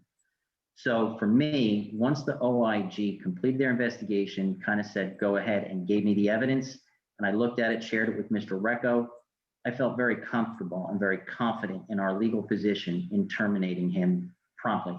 And on the basis that we did, and we wrote a very strong termination notice because it went right to the core of his dishonesty and repeated dishonesty to the agency. And so from that standpoint, I feel confident in the action you've taken. The troubling part is we're in a COVID period. It's a flexible period. If he had come to the director and said, I want to take my rights under the Federal Family First Coronavirus Act and take the 12 weeks with pay, there would naturally be a different level of documentation we can ask for. Because this was, as I learned, under the governor's order of an alternate schedule, it's a different standard. But I feel confident legally in the action that you did take. Why? Because we have the evidence. We have been. I just wanted to sued. point out, if we had more oversight, if there was better oversight, then we could have had more evidence at an earlier time. So just wanted to make that clear, Commissioner Seisman. I don't necessarily agree with you. I don't necessarily, you don't know that because if he was not in contact at all and you would never have found him after so many days, you would know. If they couldn't find him for a week, it would be flagged, but they were in communication He with didn't him. show up to weekly management meetings. But I just hard for But me to understand. but you're not listening to the director. He still spoke with him on what I heard is that he spoke with him on Saturdays and Sundays. The meeting was the time that he was asking for to be off. We had to grant him those hours. So it's not like they never heard from him. Director, was there expectation that he participated in these meetings? There was an understanding that because of his duties to his family, he could not be at the meetings. Right. There was a clear understanding of that. So then he wasn't missing meetings, as you stated earlier, because you stated earlier that you came onto this because he was missing meetings. Yeah, so I approached him. You said that now you're saying that there was an understanding that he didn't have to attend these meetings. That's something totally different. No, sir. Joe, is that something totally different? Me? So. Wait, right, clarification. You're talking about the morning meetings versus the 4 o'clock meetings? Is that where we have a disconnect? Well, I'm just, to clarify, legally, if Yeah. you were excused from a meeting, that's completely different than missing a meeting. I mean, when we talked about how it came to because his schedule the changed. director's attention, it was through missing these meetings, was part of the explanation that I received. He started missing these weekly meetings, and that was how it came to your attention that he wasn't fulfilling his obligations. And now I'm hearing that he was given permission to not attend these meetings, and that is something totally different. No, you weren't listening. He started to miss some of the, miss some of the meetings. So when he started not to come to the meetings, Libby and I brought him into the office, and he said, "This is my problem. During those time periods, I have to take care of my children." At first, we're wondering what's going on there. Why can't you ever be at the meetings? And then we did ask him, "Is there a time you can?" He said, "I've got school during those times." So as the month went by after July into August, and again, I didn't keep detailed records of every day he was at the meeting or not, but he was coming to work in the evenings. He was working. His position when we talked to him was that I do have COVID concerns and duties with my family, so I'm not going to be able to be at the meetings. That wasn't like day one when he walked in, but as he started to progress, he started to miss those meetings. We talked. So again, I've explained that before, that was a progression with him. And He started to miss the meetings in July. He missed some meetings in July. He missed all of August. So you met with him in September. So how many meetings did he miss before you met with him? You have no inclination of the number? I don't know if it's true that I said he missed every meeting in August. Did I say that? Well, if he's in the police academy and your meetings are weekly and take place at 10 a.m. and he's not able to use his phone during the hours he's in the police academy, I just don't see how he could attend those meetings. Okay. Well, logic dictates that he can't attend those meetings. Can I, maybe this clarifies that I don't know, it may make it worse. What I saw in the file, Commissioner, is that his actual schedule was changed. I thought, Mark, the meetings were at 4 that he was attending because that was his start time, but I'm not sure. I saw that what he requested was an alternate schedule, Commissioner, to actually go from 4 after and be available virtually, but there was not a specified time. From what I'm understanding is that he was supposed to be available virtually during the day and that he was not, and that these meetings were scheduled when he was supposed to be available during these times and he was not attending these meetings, and that the 4 to 8 hours were in addition to the virtual hours that he was supposed to be completing. That's my understanding of it. I'm not too sure what you mean by virtual hours he was supposed to be completing. If he worked, you said that some of the work earlier, you said that in addition to the in-person hours, that some of the hours would be completed virtually. No, not some of the hours. From call-in or yeah, we would expect remotely. that. I would expect that if we had an emergency at 2 o'clock and called him, that he might be able to answer his telephone, that he might be able to take 15 or 20 minutes during the course of a day and check in with us. And that's what we challenged him on when we brought him into the office. So it Right. wasn't on the meeting. So these weekly meetings, so there are weekly management meetings that take place. There are, yes. And he didn't miss all of them in August. I would have to look back at some records somehow to find out if we can find out in August. Again, we were working with an individual who, under the state law, said that he had responsibilities to his family under the COVID law, and that he had to take care of his family during those periods. We worked out an alternative work arrangement with him to come in the evenings, on Saturdays, on Sundays, and do his job. We understood that during the day he may not be always available, but we did expect that he be available at times when he could reach him. So we brought him in to ask him about that. And he said he would have problems getting in touch during the day, but he would be there in the evenings at all times. Now, at that point, I was not in any position to say, okay, from 3 o'clock to 3:15 every day, you're going to be on the telephone with us. That is not what his supervisor wanted. Then that is not in turn what I required him to do. Who's the supervisor? Libya De La Cruz. And when did you receive resignation from Libya? A couple weeks ago. I'd have to take a look at her resignation letter. And do we know why she resigned? Isn't that a No. separate We topic? have to be, yeah, we have to be careful with the rights notice, Commissioner, for Right, that's a just separate another employee. topic. So Yeah, we also have to, when we go into closed session, we have to stick to the topic. mhm. that we went into closed session. If it helps you too, a piece of information is that it was the HUD OIG that notified Jersey City Police. They didn't pick up on it either. So the root of determining this goes back, just so you know, the source was the HUD OIG. Sorry, you're muted, Commissioner. Sorry. Yeah, the source was actually the independent or the We believe to be an anonymous tip anonymous. to the HUD OIG agent. Yes. Andrew, this is Hobie. When did you find out that this individual was doing this? I found out last week, Thursday. That's when I called, me and Director Recco spoke, and he said he found out 2 weeks prior to that. Wow. Well, you know what? Here's a kid that'll never become a police officer and will never become a fireman, and will have a lot of problems getting a job. Yeah, no, I know that. So, And it's a shame because he was a very good employee. He was one of our better employees. He did his job well. Again, I think my whole light of this is, yes, we did a good job of giving the office an assist in cracking the case here, and we got him.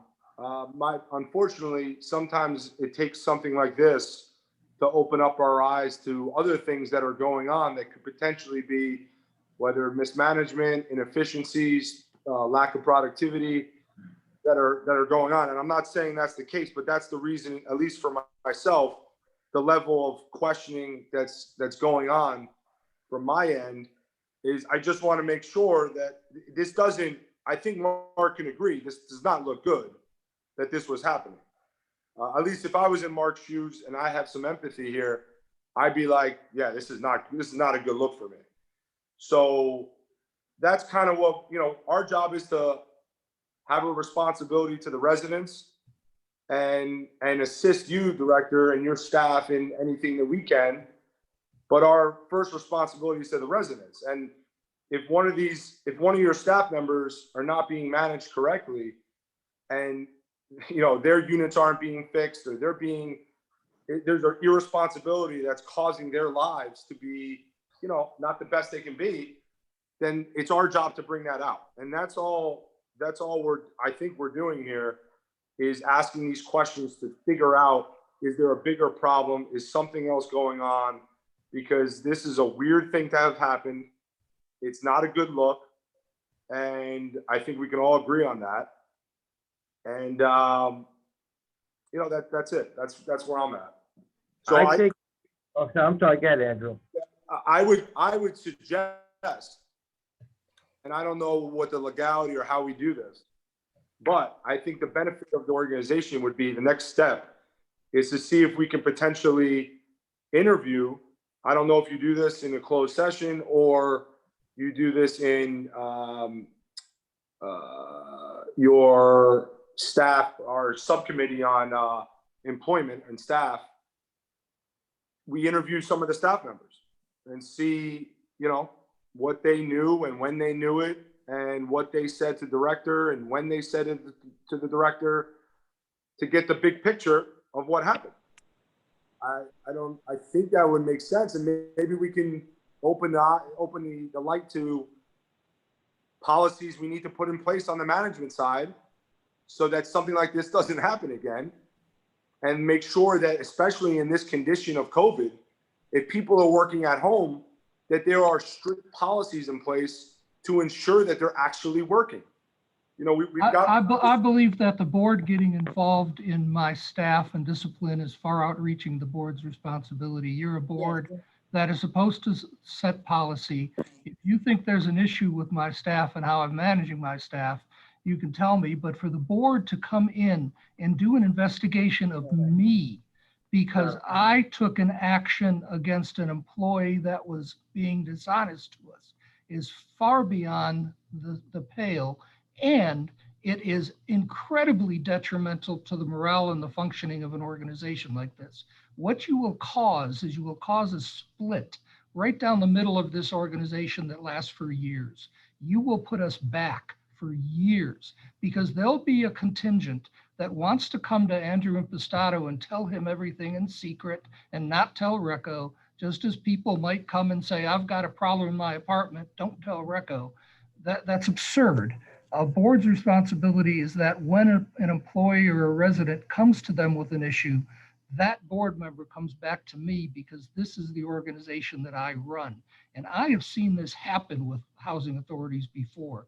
When this type of split starts to happen, people understand out there. And I would suggest that, Andrew, your actions will cause a split down the middle of this organization. That will put us back Well, for this years. situation already May I causes a may I split. finish? May I finish? Sure. No, it has not caused a split in this organization. The man was caught and he was fired.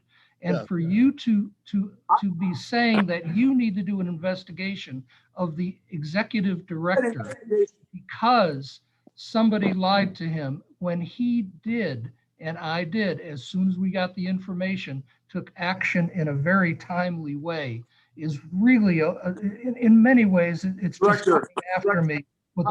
Sometimes, and I really don't appreciate that from a board that should be supporting me. All right, guys, I'm going to intervene as the chair of this board. Well, I'd just like to say before you intervene, I'd like to respond. I'm sorry that you feel that way, but it is our responsibility. Oversight of your performance is our responsibility, Director Recco. And if you don't appreciate that and you don't like that, then I'm sorry. More, I would like everybody. Commissioner, can everyone indulge me for a second? This is Harold Fitzpatrick. This discussion has morphed from a personnel discussion of an individual who is actually no longer an employee of the authority into a performance discussion of the executive director. Exactly. Now, when I was asked about going into closed session, I made it very clear that this would be a discussion of facts. And I think Mr. Manfredi gave us an excellent presentation on the facts. But when we start talking about the performance of the executive director, we have a whole series of additional legal considerations that we have to engage in, including giving the executive director advance notice that that discussion will occur, a so-called rice notice, with an opportunity on the part of the executive director to be prepared for that. I didn't expect that that was going to be necessarily how this discussion would develop. I thought we were talking about the termination of employee. But at the point we start talking about performance of an existing employee, I think you have to stop and take further action before you can continue. Can I question? Is it correct that also requires the board to act via majority votes on those steps? Yes, that's part of my point. You need to give a notice that you want to discuss this, and then give the executive director the opportunity to know about the nature of the discussion, at which point a resolution would have to be adopted to engage in such discussion, either an open or closed session at the option of the executive director. Is there an option? Is there that vote and resolution? I have two of you talking at the same time. Is there an option that allows us? Right or ability to enter into discussions of that kind without acting as a majority of the board? Okay, Correct? so when do we get the opportunity, if we wanted to discuss Director Recco's performance or anybody's anybody on his staff without him being here? Three parts to that. The first is that under the authority's personnel policy and the executive director's contract, in general, the performance of his staff is the function of the executive director, not of the commissioners. The commissioners do indeed have oversight with respect to the performance of the executive director, but that is, as I said, a function of this formal process that would have to occur. It couldn't be done tonight. So when could we, as a board? If I could just clarify, as far as my comments, they were in response to Director Recco's questioning of why Commissioner Impastato would want to interview workers. So again, it's not an indictment or saying that we're looking to have a conversation about the oversight of Director Recco. I was just clarifying to Director Recco that that is part of our function. And he, in his comments, expressed that he didn't appreciate that, but that is our function. Well, I think there's a fine line between your questioning the performance of the director and questioning other employees, separate and apart from the question of how you go about that. And I will tell you from my experience, that becomes very, very difficult and something which requires great finesse. It is not within the purview of any group of commissioners to talk to other employees in terms of their performance. And if it's a question of talking about Mr. Recco's performance, you have to follow this process. The latter could be done. I'm sorry to cut you off. We'll be able to interview employees in reference to this personnel matter that occurred. I would have to, if I can interject, Commissioner, advise separately on that, because there's rules with regard to how you conduct workplace investigations, who conducts it, and things of that nature. But again, I don't want to stray from what Mr. Fitzpatrick has correctly said, which we are on book tonight for this purpose. But we could advise at another time on that. Yeah, Joe's right with respect to that. If you were to start to engage in that, you then have to look at the personnel policy, and there's a whole bunch of materials in there about that.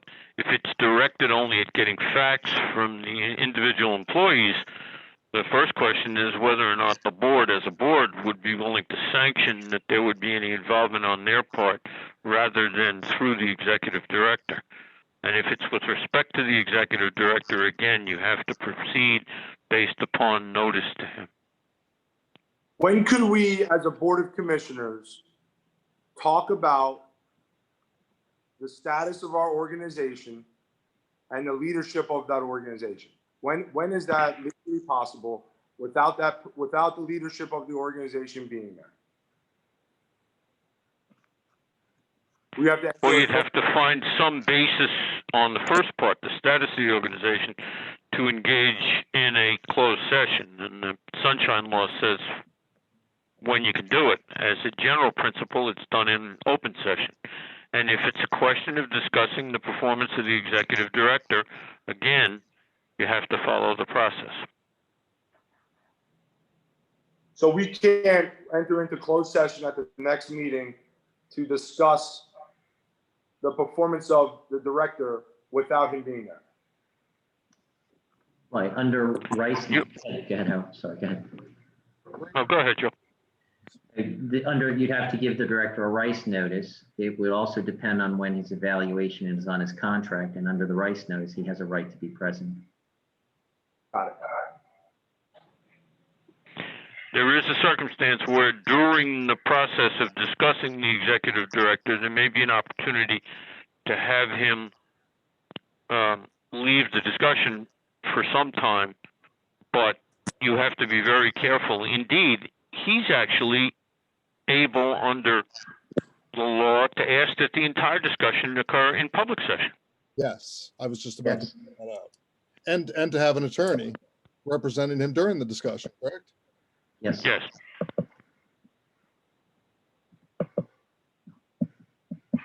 Didn't we just do an evaluation of the executive director? And why is this coming up after we've already done the evaluation?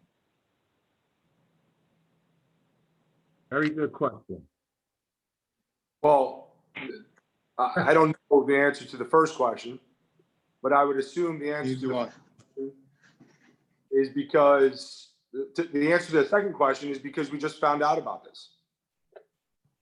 And the person has been fired. Yes. Well, we can't talk about it. What are we trying to create here? What's the point of all this? The anger, the hostility in the voices. What's going on? It's just a waste of time.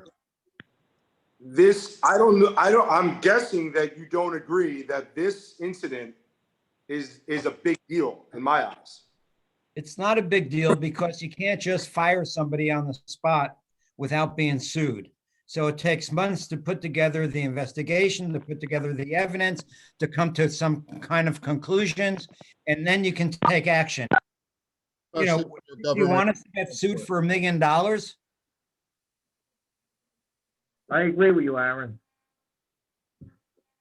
City of Hoboken was sued numerous times by employees who were dismissed without the file properly being papered before they were dismissed.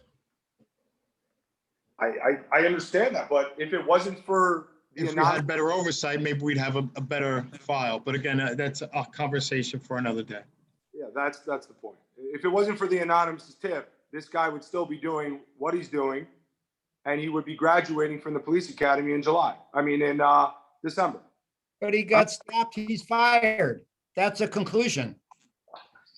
I'm sure when this all comes to head and we look at this great country of ours, that we're going to find out that a lot of people that said that they were home were not home. So this isn't going to be the end of this here. It's going to happen in other companies and other people will get fired.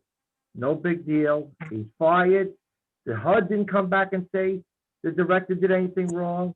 The police department didn't know about it. The fella's fired. His career is ruined. That's it. End it. Enough is enough with this.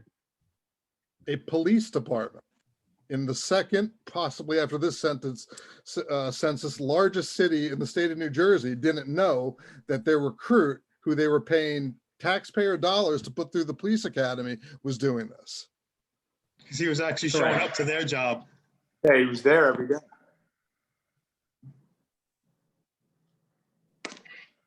I've gotten the information I need. No.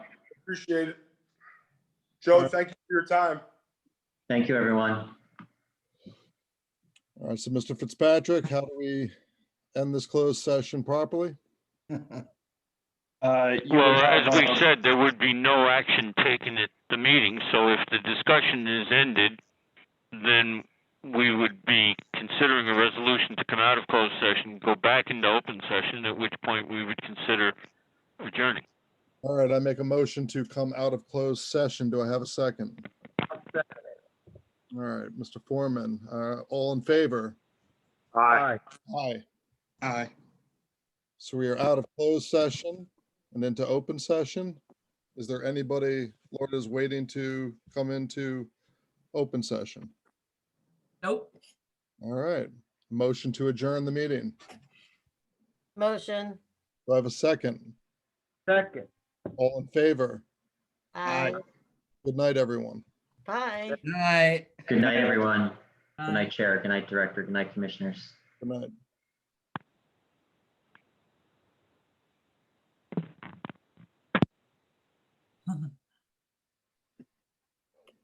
I leave, won't let me leave. Much I like everybody, I like to. I'm in it now. All right, let's try this again. Leave.